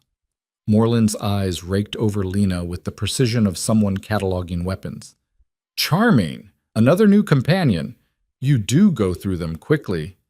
"Lena is special," Adrian said, and the way he said it made Lena's breath catch. "Not a companion, a partner." "How modern." Moreland's smile didn't waver. "I hope she knows what she's getting into, associating with a man of your reputation." "I know exactly what I'm getting into," Lena heard herself say, her voice steady despite the adrenaline flooding her system. "And I choose it." Something flickered in Moreland's expression, surprise perhaps, or recalculation.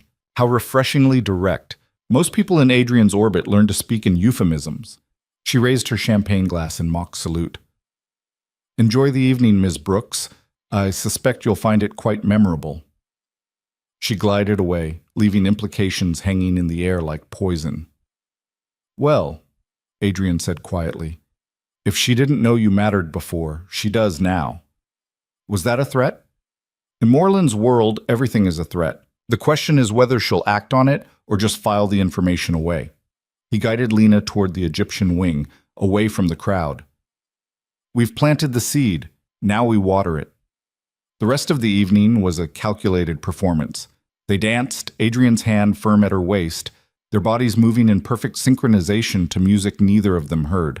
They spoke with donors and collectors and power brokers, Adrian introducing Lena not as decoration but as equal, his partner, someone whose opinion mattered. And through it all, cameras clicked. Social media lit up. The gossip networks that fed intelligence agencies and criminal organizations alike began buzzing with a single question. Who was the woman who'd captured Adrian Voss's attention? By the time they left the gala, Lena's face was attached to a dozen articles speculating about Adrian's mysterious new partner. Her name was trending on 3 platforms.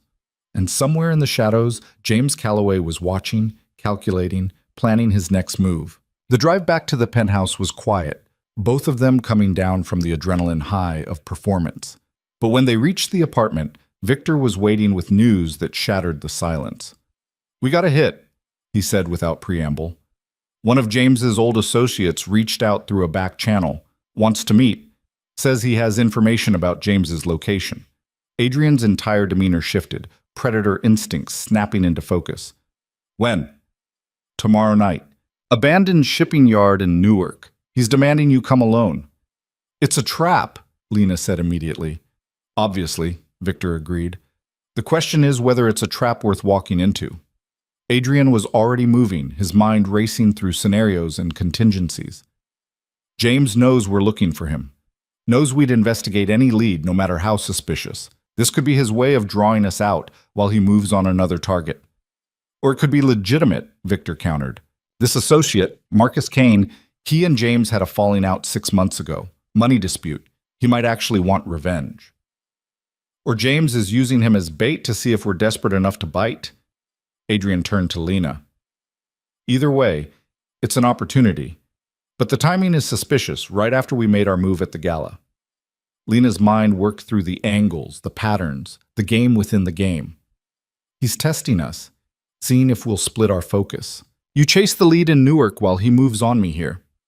"Which means we don't take the bait," Adrian said.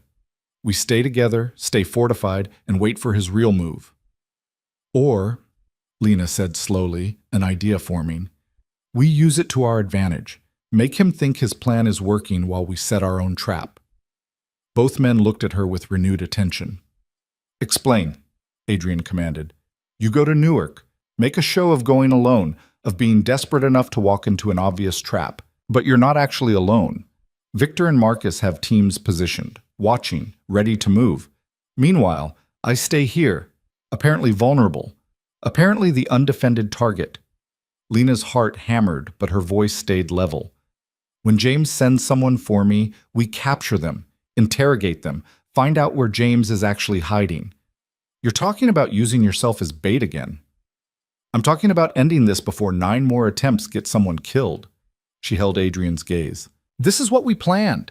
Public display, leak my importance, draw him out. We're just accelerating the timeline." Adrian looked at Victor. "Thoughts?" "It's risky. If James sends a full team instead of a single operative, we might not be able to contain the situation before Ms. Brooks is compromised. So we prepare for a full team. Chen can position security throughout the building. You set up countermeasures. We turn this penthouse into a kill box with me as the lure." Lena surprised herself with how calmly she was discussing her own potential kidnapping and murder. "It's the best chance we'll get to force James's hand." Adrian was silent for a long moment, conflict warring across his features. Protection versus pragmatism, fear versus necessity. Finally, he nodded. "We do it your way, but with modifications." He pulled out his phone, started making calls. "Chen, I need the building locked down. Full security protocol. Victor, assemble your best team. People who can blend, who won't spook James's people if they're watching. And get Marcus Kane to agree to the Newark meeting. But we position assets to grab whoever shows up. Plans crystallized with military precision, teams assembled, weapons checked, communication protocols established.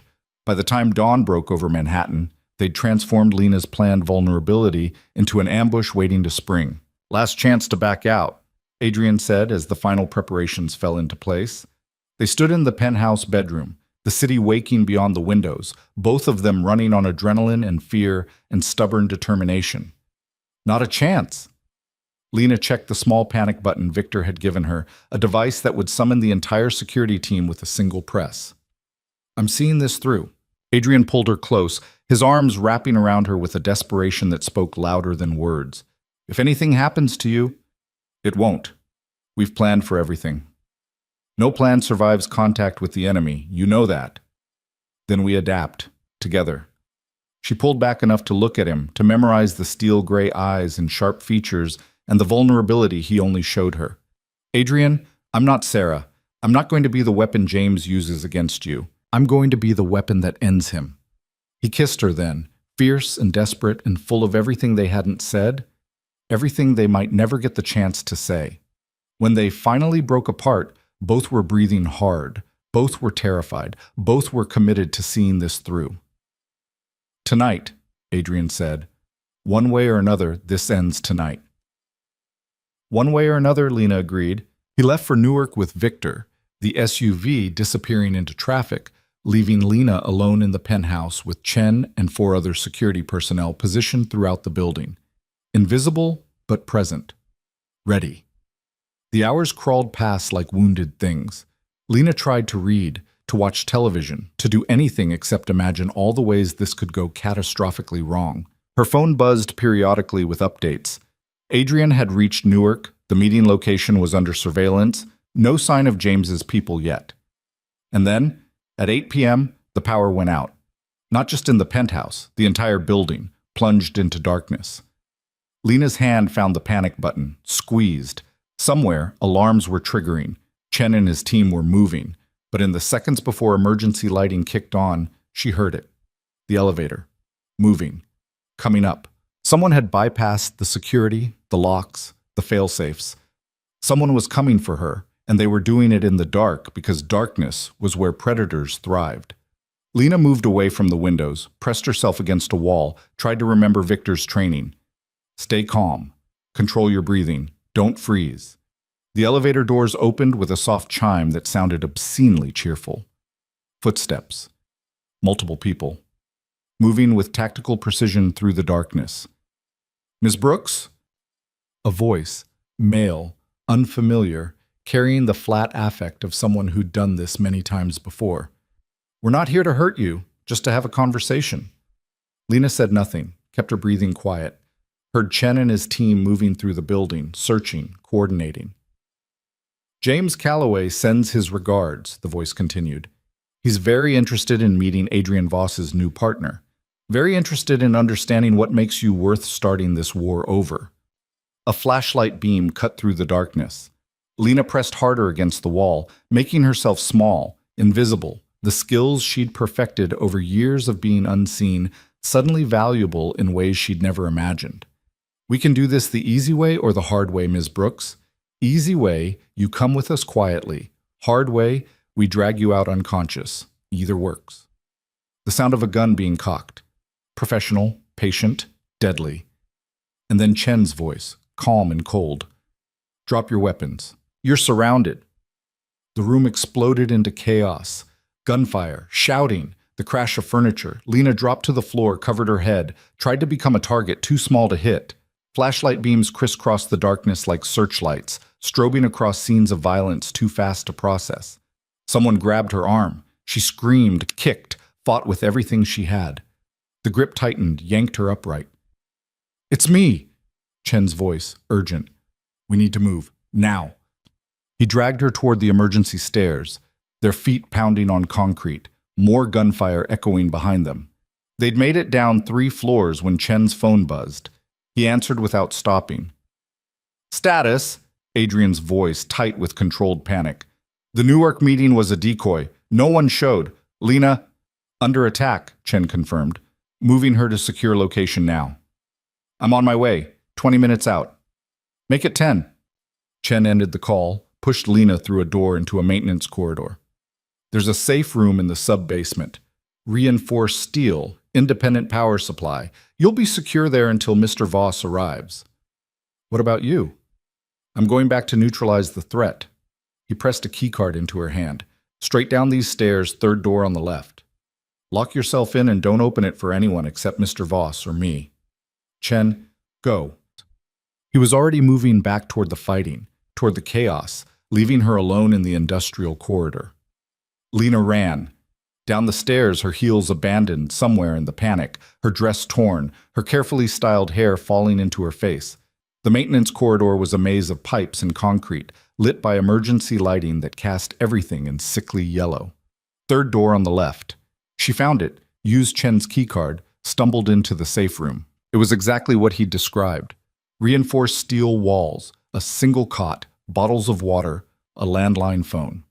She locked the door behind her, engaged the deadbolt, and for the first time since the power had gone out, allowed herself to breathe. The phone rang.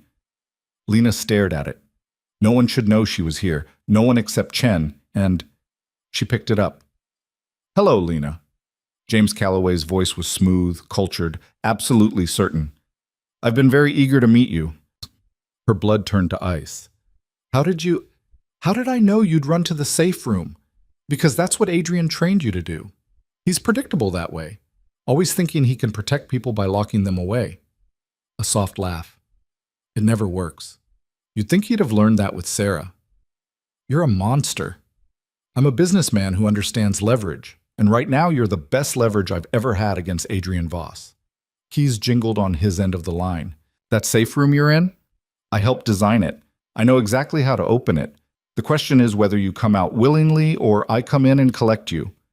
Lena looked around the steel box that had become a trap. No other exits, no weapons. No way out except through the door James Calloway could apparently open at will. What do you want? She asked, buying time, trying to think. I want Adrian to understand what it feels like to lose everything, to watch someone he cares about suffer and be powerless to stop it. The same thing he made me feel when he stole my company, my future, my purpose. Bitterness corroded James's cultured tone. We built Voss Capital together. It was supposed to be ours, but Adrian got scared, got moral, decided there were lines we shouldn't cross. So he bought me out like I was some employee he could discard. He paid you $30 million. He paid me to disappear, to accept that my vision, my ambition, my partnership meant nothing compared to his precious principles. The bitterness sharpened into rage. So now I'm going to take everything from him the way he took everything from me. Starting with you. The landline went dead.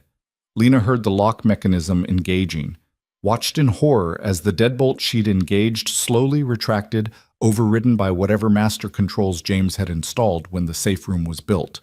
The door swung open. James Calloway stood in the corridor, flanked by two men with guns.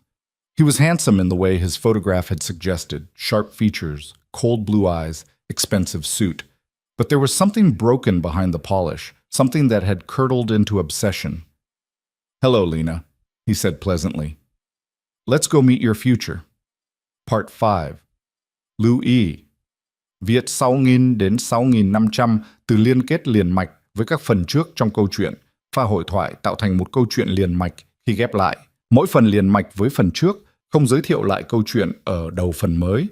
Liên kết các phần của câu chuyện một cách liền mạch. Sử dụng câu chuyện tiếp giữa các phần. Duy trì chủ đề, tránh ngắt quãng đột ngột, không sử dụng gạch đầu dòng hoặc tiêu đề phụ. Phong cách kể chuyện Mỹ, Hoa Kỳ, giống văn giàu cảm xúc. Kể theo ngôi thứ 3, giữ đồ kịch tính không viết lan man. Phần 5 giải quyết hết vấn đề và kết thúc trọn vẹn câu chuyện. Lưu ý trả lời trong mục tin nhắn không nhảy sang document. Chi dần bắt buộc, không được xuất hiện trong nội dung truyền. Đây là một câu chuyện điện ảnh hoàn toàn hư cấu được tạo ra chỉ nhằm mục đích giải trí, không đề cập hay ngụ ý rằng nó dựa trên sự kiện có thật, người thật hoặc câu chuyện có thật. Không sử dụng các cụm từ như dựa trên một câu chuyện có thật, theo ghi chép hoặc bất cứ điều gì tương tự. Tất cả các nhân vật, địa điểm, tổ chức và sự kiện phải hoàn toàn hư cấu. Show more to 1038. Part 5. Lena didn't move. Every muscle in her body screamed at her to run. to fight, to do anything except stand there while James Calloway smiled at her like she was a prize he'd already won. But there was nowhere to run, and fighting two armed men would only get her killed faster. "Smart girl," James said, reading her stillness as surrender. Adrian always did have good taste, even if his judgment was catastrophically flawed in every other regard. "He's going to kill you for this," Lena said quietly. "Is he?" James stepped into the safe room, his movements casual, unhurried. "Because from where I'm standing, I've just captured his weakness. And when he arrives, and he will arrive racing to save you like the predictable hero he pretends to be, I'll have him exactly where I want him." Which is? Broken, begging, willing to trade anything to keep you alive. James's smile widened. "And then, when he's given me everything I want, I'll kill you both anyway. Because some betrayals don't get forgiven. They get avenged." One of the armed men moved forward with zip ties. Lena's mind raced through options, through the training Victor had given her, through every possible scenario. She could fight, could scream, could... The emergency lighting flickered, went out, plunged them into absolute darkness. In that breath of blackness, Lena moved, not away from the armed man, but toward him, exactly as Victor had taught her. Close the distance. Become too close to shoot. Use their strength against them. She felt his surprise more than saw it, felt his grip on the zip ties loosen for just a second. She drove her knee into where she hoped his groin was. Connected. Heard him grunt, felt him double over. Grabbed the gun from his belt, clumsy, desperate, her hands shaking, and rolled away as the emergency lights kicked back on. The gun felt heavier than she'd expected. More real. She pointed it at James, both hands wrapped around the grip, trying to remember if there was a safety, if it was even loaded, if she could actually pull the trigger.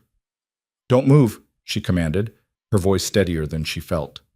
James looked at her with something that might have been respect.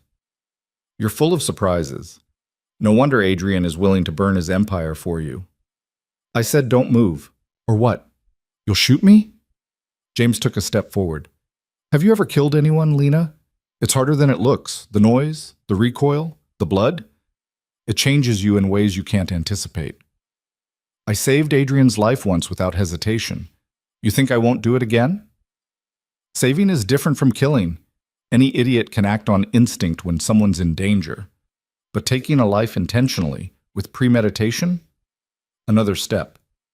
That requires something most people don't have. The man she'd kicked was getting up, reaching for his own weapon. The second guard had his gun trained on her. She was surrounded, outgunned, and James knew it. "Last chance," James said softly. "Put down the gun and come quietly. This doesn't have to be violent." Everything about this is violent.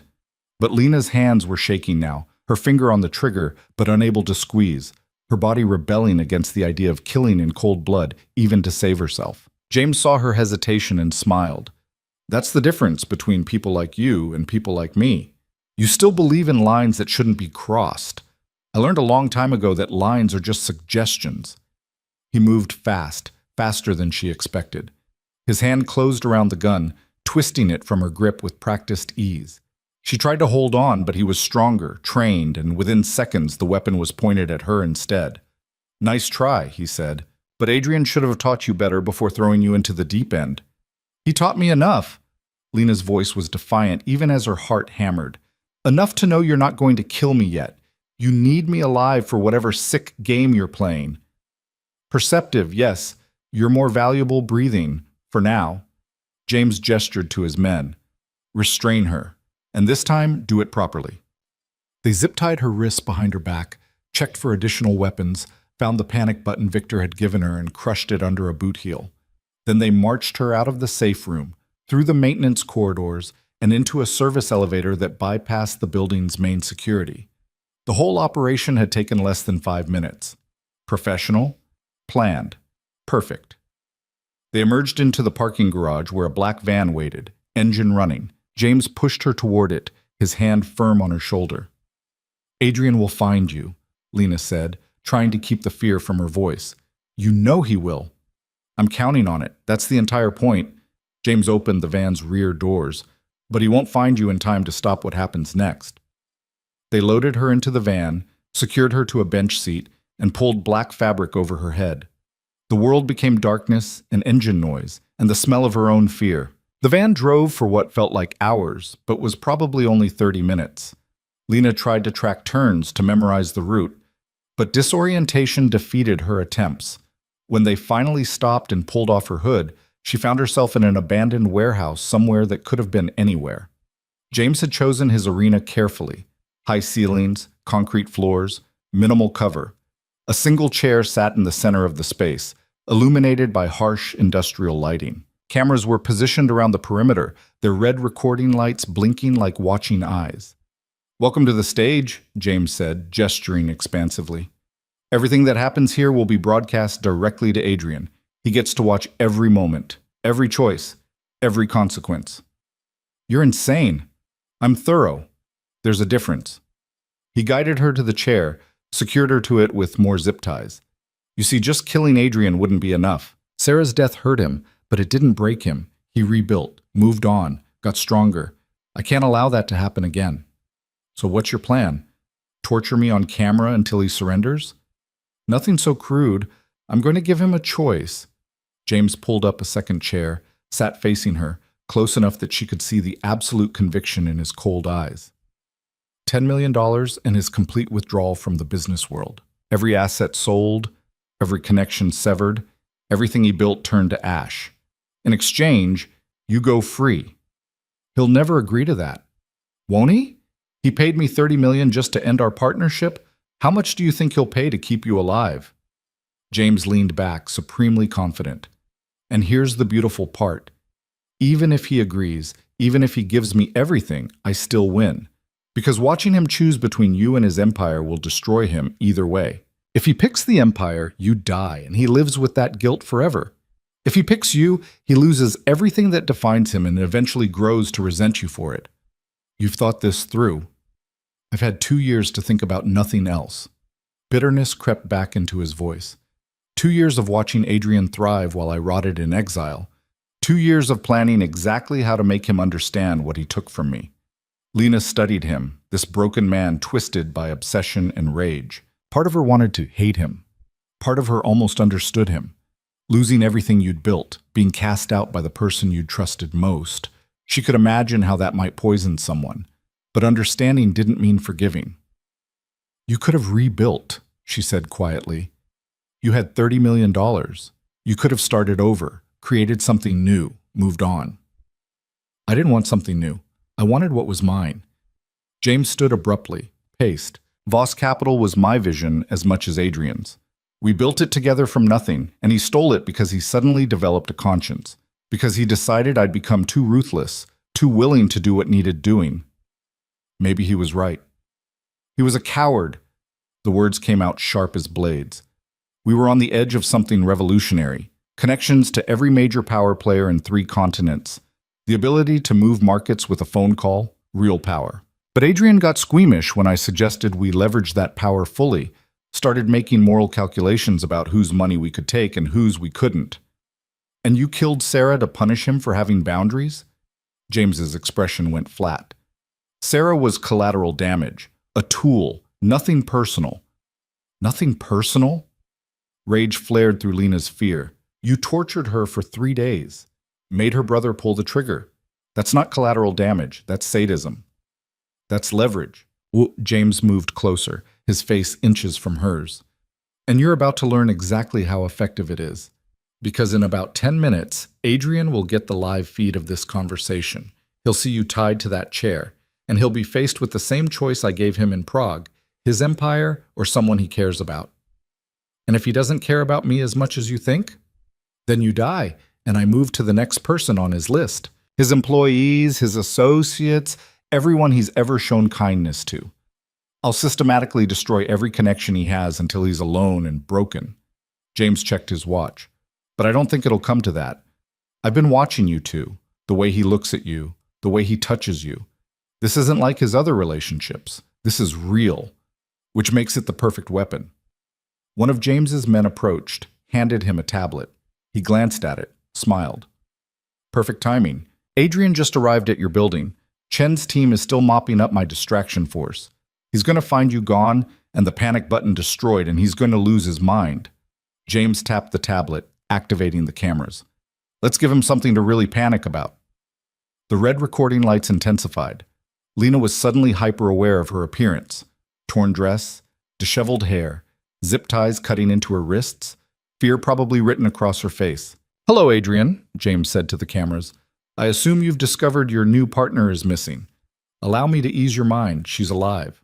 For now. And she'll stay alive as long as you're willing to meet my terms." He outlined his demands with clinical precision. $10 million. Complete dissolution of Voss Capital.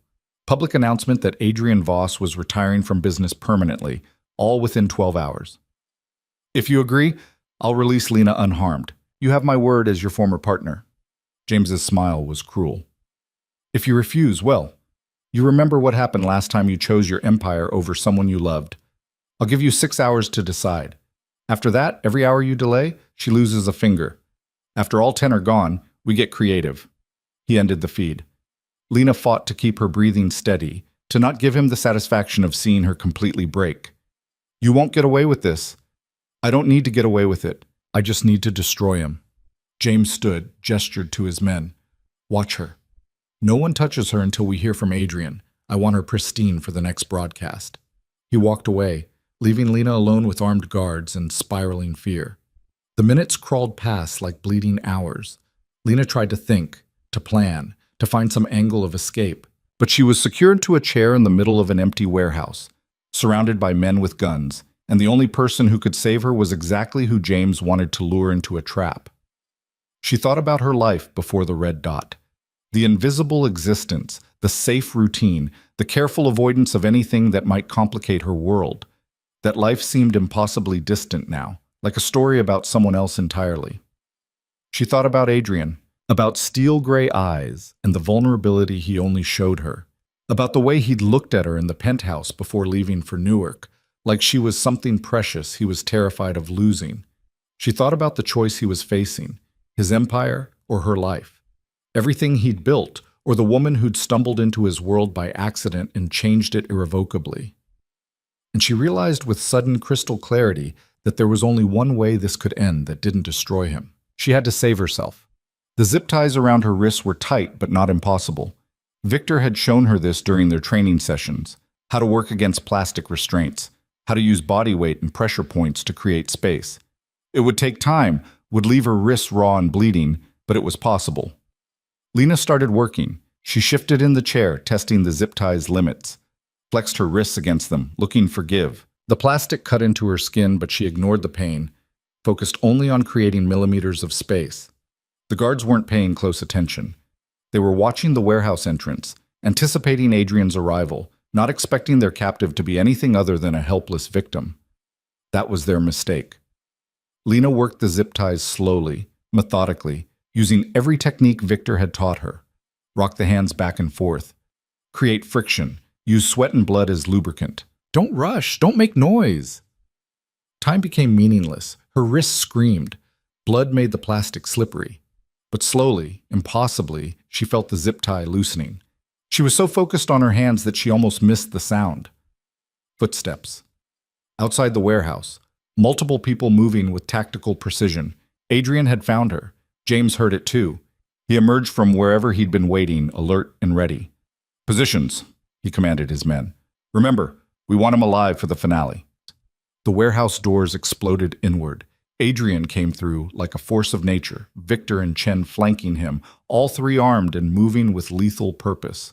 Behind them, more security personnel, at least a dozen, all professional, all ready for war. "James!" Adrian's voice cut through the warehouse like a blade. "Let her go. This is between us." It stopped being just between us the moment you betrayed our partnership. James had positioned himself behind Lena's chair, using her as a shield. "Drop your weapons, or I put a bullet in her head right now." Adrian froze. So did his entire team. The standoff crystallized, predator and predator staring across concrete and shadows, each calculating odds and outcomes. "You wanted my empire," Adrian said, his voice steady despite the gun to Lena's head. "Fine. I'll give it to you. Every asset, every connection, everything. Just let her go." "How touching. You're actually willing to trade it all for her." James laughed, the sound bitter and broken. That's the difference between us, Adrian. You let people make you weak. I eliminated that weakness years ago. Then why are you doing this? If I'm so weak, if you've already won, why the torture? Why the drama? Because destroying you isn't enough. The words tore out of James like shrapnel. You have to understand what you did. Have to feel what I felt when you ripped away everything we built together. While James was focused on Adrian, Lena made her move. The zip tie finally gave, snapping free of her right wrist. She kept her hands behind her back, hiding the freedom, waiting for her moment. I understand more than you think, Adrian was saying, taking a step forward. I understand that I hurt you, that I handled the dissolution badly, that I should have found a better way to end our partnership. There was no better way. You wanted me gone, so you paid me off like I was disposable. I wanted us both to survive. The path we were on, James, it was going to get us both killed or imprisoned. I pulled back to save us. You pulled back to save yourself. Left me holding the bag on agreements I'd made, promises I'd given. Do you know what happens when you betray people at that level of power? They don't just move on. They come after you. Another step forward. Is that what happened? Someone came after you? Konstantin Volkov? You remember him? The Russian we'd agreed to partner with on the Prague deal? I promised him access to our European network. You decided we were getting into bed with criminals and backed out. Guess who Volkov blamed? Adrian's expression shifted, understanding dawning. He's been hunting you. For 2 years, I've been running from a man who wants me dead because you got morality. James's gun pressed harder against Lena's temple. So yes, I want you to feel that. Want you to know what it's like to lose everything. Then shoot me, Adrian said simply. Let Lena go and put a bullet in my head. That's what you really want, isn't it? Not my empire, not my money. Me dead. I want you broken first. Too late. I've been broken since Sarah died. Since I realized that caring about anyone in this world just gives people weapons to use against me. Adrian's voice dropped lower, intimate and dangerous. But I kept making the same mistake, kept letting people in, kept believing I could protect them. And now you've got Lena and I'm facing the same choice I faced in Prague. And what are you going to choose? Adrian looked at Lena, really looked. She saw regret in his eyes, and love, and goodbye. I choose her, he said. Always her. He dropped his gun. The sound of it hitting concrete echoed through the warehouse. His team started to protest, but he silenced them with a gesture. Victor looked ready to murder someone. Chen's jaw was locked tight. There, Adrian said. I'm unarmed. Helpless. You win, James. Now let her go. James hesitated, confused by the easy surrender. You think I'm that stupid? That I'll just release her because you dropped your weapon? I think you want me to suffer more than you want her dead. So take me, make your trade, her freedom for my life. Adrian, no, Lena started to say, but James cut her off. Quiet. His attention was fully on Adrian now, the gun drifting slightly away from Lena's head.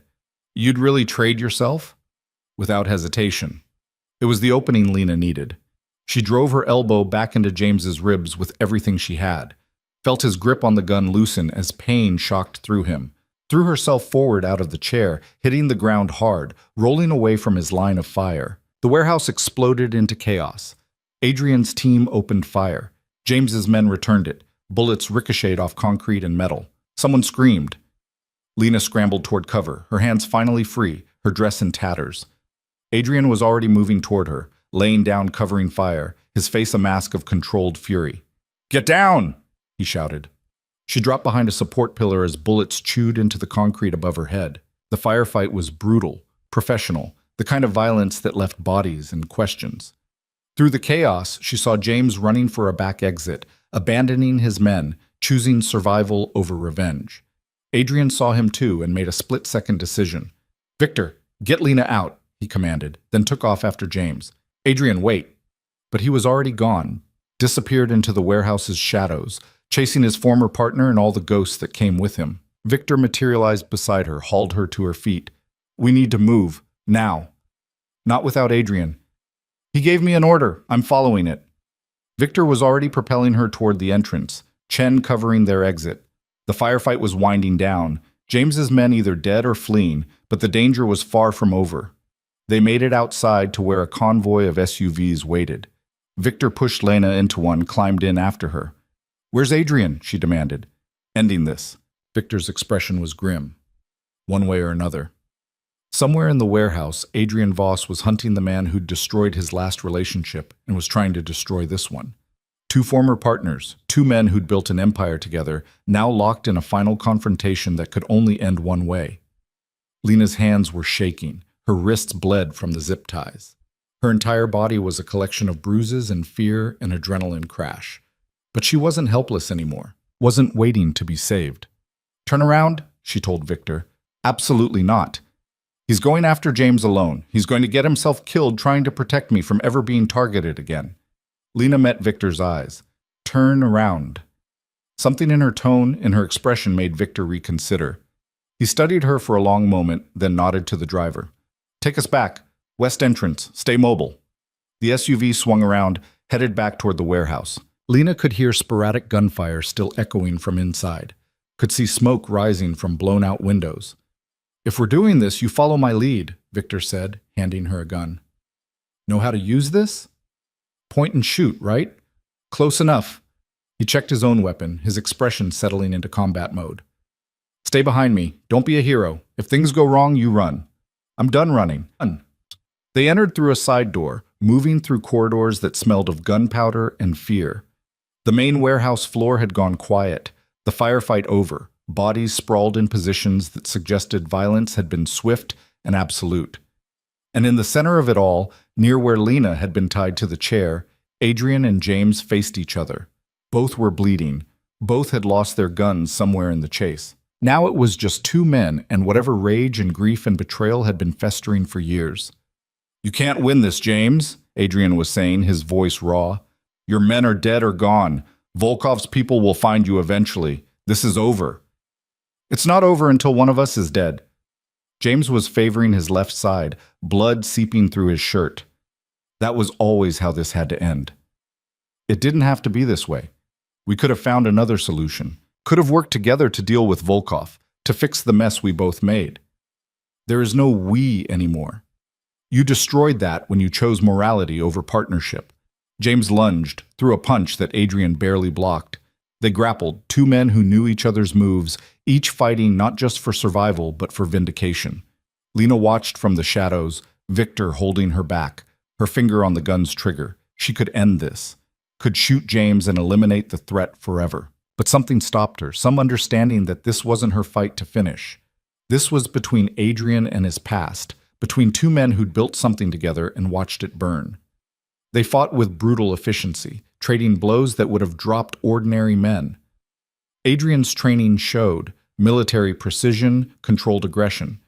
But James fought with the desperation of someone who'd already lost everything and had nothing left to fear. "You think saving her makes you different from me?" James gasped between blows. "You think choosing her over your empire makes you noble? You're still the same man, Adrian, still making the same calculations about who lives and who dies. The difference is I'm trying to save people instead of destroying them." "You destroyed me," James's voice cracked. "Everything I was, everything I could have been, you took it all." Adrian caught James's next punch, twisted his arm, drove him to his knees. "I gave you a chance to walk away. You chose revenge instead." "Because there was nothing left to walk away to." James looked up at Adrian with eyes full of broken rage. "So do it. Finish what you started. Prove you're exactly the monster you pretend not to be." Adrian stood over his former partner, his former friend, breathing hard, bleeding, faced with the final choice. End the threat permanently or try to find another way. His hand moved to his belt where a backup gun was holstered. Lena stepped out of the shadows. "Adrian, don't." He looked at her, really saw her. Bleeding wrists, torn dress, eyes that had seen too much but hadn't broken. "Lena, you should be—" "Don't kill him." She moved closer, gun lowered but still in hand. "If you do this, if you cross this line, James wins. He wanted to prove you're a monster. Don't give him that. He tried to kill you, tried to destroy everything I've built. And he failed. Because I'm still alive and you're still you." Lena stood beside Adrian, a united front. "Let the authorities have him. Let him face real consequences instead of becoming another ghost you carry. James laughed bitterly from the floor. How touching. The waitress thinks she can save your soul. She already did, Adrian said quietly. The night she saved my life, she reminded me that some things are worth protecting, worth fighting for, worth being better for. He removed his hand from the gun, stepped back from James, made his choice. Victor, call Agent Reeves, Adrian instructed. Tell her we have a gift for her. Multiple charges, kidnapping, attempted murder, conspiracy. Enough to put James away for life. You think prison will hold me? James spat. You think I won't get out eventually? I think you'll spend the rest of your life watching me rebuild everything you tried to destroy. And every day you're locked away, you'll know that you failed. Adrian's voice was cold, final. That's a better revenge than killing you could ever be. Federal agents arrived within minutes, Agent Reeves among them. She looked at the warehouse carnage, at Lena's bloody wrists, at Adrian standing over his captured enemy, and something like satisfaction flickered across her face. Mr. Voss? Miss Brooks? I see you've been busy. James Calloway, Adrian said, gesturing to the man on the floor. Wanted for kidnapping, attempted murder, and if you dig into his accounts, I suspect you'll find connections to Konstantin Volkov that will interest your organized crime division. Reeves's eyes sharpened. Volkov? James has been running from him for 2 years. He'll trade information for protection, and that information will give you a direct line to one of the most dangerous men in Russian intelligence. You're giving me Volkov? I'm giving you the tools to dismantle his entire network. In exchange, I want immunity for everyone in my organization who cooperated tonight, and I want Lena completely clear of any charges. Reeves studied them both, calculating. Then she nodded. Deal. But Voss? This is the last time. Next situation you're involved in, you're on your own. Understood. They took James away in handcuffs. His earlier bravado collapsed into bitter silence. As they loaded him into a federal vehicle, he looked back at Adrian one last time. This isn't over, he said. Yes, Adrian replied quietly. It is. The warehouse emptied slowly. Federal agents collecting evidence, medics treating the wounded, cleanup crews arriving to handle the aftermath. By the time dawn broke over the city, the chaos had been reduced to yellow crime scene tape and official reports. Adrian and Lena sat in the back of an SUV, both wrapped in shock blankets despite the warm morning, both processing what had just happened. I thought I lost you, Adrian said finally, his voice rough with exhaustion and fear. When I found that safe room empty, when I realized James had you... I know, I was terrified too. Lena's hand found his, their fingers interlacing. But we made it. We're both still here. You saved yourself. Broke free. Created the opening we needed. He looked at her with something like awe. You're incredible. You know that? I had good teachers. She managed a smile despite everything. And I had something worth fighting for. Lena, I love you. The words came out simply, without drama or hesitation. I don't know when it happened exactly, somewhere between the red dot and right now. But I love you, Adrian Voss. And I'm choosing this. Choosing you. Choosing us. He kissed her then, gentle despite the violence they'd just survived, his hands cupping her face like she was something precious. When they finally broke apart, both were crying. I love you too, he whispered, and I'm done letting fear dictate my choices, done pushing people away to protect them. If you'll have me, all of me, including the mess and the danger and the complications, I'll have you. She kissed him again. All of you. Whatever comes next, we face it together. The sun rose fully over Manhattan, painting the sky in shades of gold and pink. A new day. A new beginning. But Lena knew better than to think the danger was completely over. Adrian's world would always have threats, would always require vigilance and strength and the willingness to make hard choices. The difference was, now she was choosing to be part of that world. Not as a victim, not as someone to be protected, but as a partner, an equal. Someone who'd proven she could stand beside him in the chaos and come out stronger. Months passed before the dust fully settled. James Calloway pleaded guilty to a dozen federal charges in exchange for testimony against Konstantin Volkov. His information led to one of the largest organized crime takedowns in a decade, destroying Volkov's network and eliminating the threat that had been haunting James for years. The irony wasn't lost on anyone. The man who'd tried to destroy Adrian ended up being the key to dismantling one of their mutual enemies. Adrian restructured Voss Capital, bringing in new leadership, establishing clear ethical guidelines, pulling back from the grayest areas of operation. It was still powerful, still profitable, but now it operated with transparency that would have been unthinkable before the red dot. "I'm building something that won't require constant moral calculations," he explained to Lena one evening as they reviewed the new corporate structure. "Something I can be proud of instead of just something I survive." She was building something too. Lena Brooks Security Consulting started small, just her, an office, and a reputation for seeing threats others missed. But it grew quickly. Corporations hired her to audit their security. Private individuals sought her expertise in threat assessment. Within 6 months, she had a team of 5 and a client list that read like a Fortune 500 directory. "You're better at this than I ever was," Adrian admitted, reviewing one of her threat analyses. "You see patterns I miss. Make connections that seem obvious only after you point them out." "I learned from the best." She kissed his cheek. "And I had motivation. After everything with James, I decided I never wanted to feel helpless again. This is how I take back power." They were careful at first, keeping their relationship quiet, maintaining professional distance in public. But gradually, as the immediate danger receded and new patterns established themselves, they stopped hiding. The media had a field day. Adrian Voss and the mysterious woman who'd saved his life, now partners in business and life. The gossip sites couldn't get enough. Financial analysts speculated about the implications. Their competitors looked for angles to exploit. Let them look, Lena thought. She'd faced down assassins and federal agents and a man bent on destroying everything she loved. Media attention was nothing. 1 year after the red dot, Adrian proposed. Not with a grand gesture or public spectacle. Just the two of them in the penthouse, the city spread out below them like a kingdom they'd fought to protect. "I know this hasn't been a normal relationship," he said, the ring box in his hand. "I know I've brought danger and chaos into your life, but I also know that I can't imagine facing any of it without you beside me." "Adrian, let me finish." He smiled.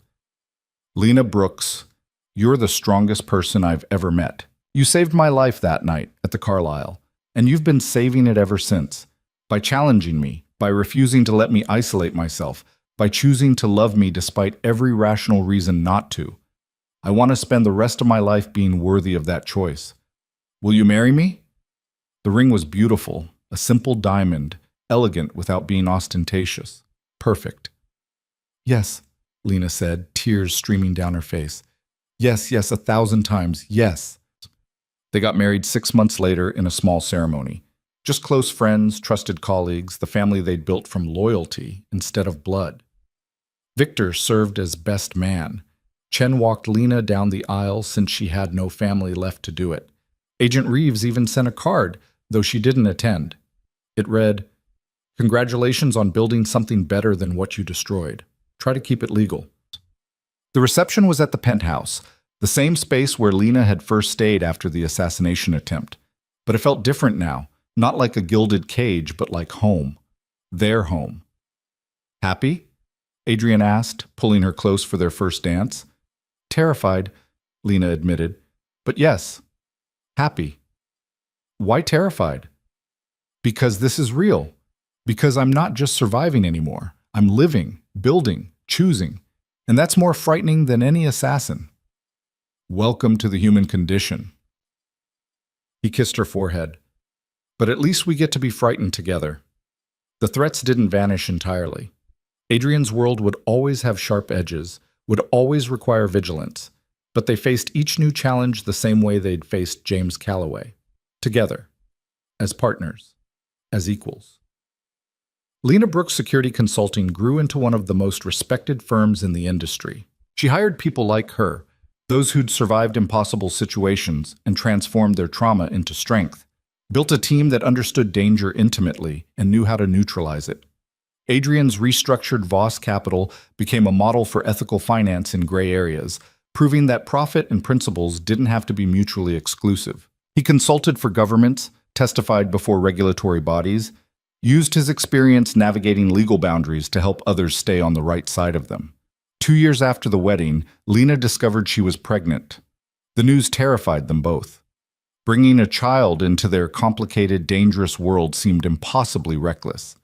But it was also the most hopeful thing either of them had ever done. "We'll protect them," Adrian said, his hand on her growing belly. "Both of us. Whatever it takes.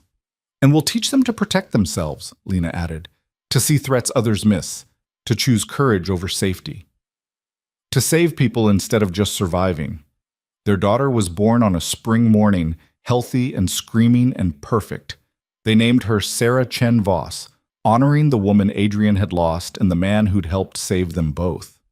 Marcus cried when they told him. "She would have loved that," he said quietly. "Loved that her name gets to mean hope instead of just loss." Life settled into new rhythms. Midnight feedings and security consultations and business restructurings and all the beautiful chaos of building something real. The penthouse filled with baby toys and laughter and the mess of living. 5 years after the red dot, Lena stood at the windows of their home, holding Sarah, watching the city wake. Adrian came up behind them, wrapped his arms around them both. "What are you thinking?" he asked. "That I was wrong," Lena said softly. "That night at the Carlisle, when I thought my life was ending. It wasn't ending. It was finally beginning. No regrets? So many regrets. But choosing you isn't one of them." She leaned back against him, felt Sarah's small hand grip her finger. "This, us, our family, our life, this is what I was supposed to find. I just had to be brave enough to reach for it." "You're the bravest person I know. I'm the most terrified person you know. I'm just brave enough to keep choosing despite the fear." Sarah squirmed, wanting down, ready to explore. They let her toddle off toward her toys, watched her navigate the world with fearless curiosity. "She's going to be trouble," Adrian observed. "She's going to be amazing." Lena turned in his arms, looked up at the man she'd saved and who'd saved her right back, just like her parents. The red dot that had appeared on Adrian Voss's chest all those years ago had been meant to mark an ending, death, finality. The conclusion of one man's story. Instead, it had marked a beginning of partnership and love and choosing danger when it mattered, of building something stronger than fear, of two people from different worlds who'd found each other in chaos and decided to make it permanent. Somewhere in a federal prison, James Calloway was serving a life sentence, his revenge fantasy reduced to bitter memory. Konstantin Volkov's empire had been dismantled, his threat neutralized. The 9 remaining assassination attempts had been traced and eliminated, the network of hired killers disrupted. The danger was never completely gone, never would be in their world. But Lena and Adrian faced it together, as they faced everything, with courage, with love, with the stubborn determination to build something worth protecting. And if another red dot ever appeared, if another threat emerged from the shadows, they'd face it the same way they'd faced the first one. Together. Always together. The end of one story, the middle of another. The beautiful, terrifying, perfect chaos of choosing life over survival, of choosing love over fear, of choosing, again and again, each other. Lena had entered that restaurant expecting to serve champagne and bisque to people who wouldn't remember her name. She'd left it covered in both, having saved a life and irrevocably changed her own. Best accident she'd ever made. Best choice she'd ever owned. The red dot had promised death but delivered life instead.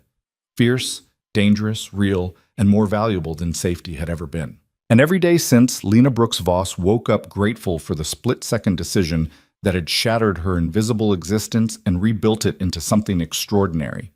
She'd saved Adrian Voss that night in the Carlisle, but really, they'd saved each other, and continued saving each other every single day in all the ways that mattered.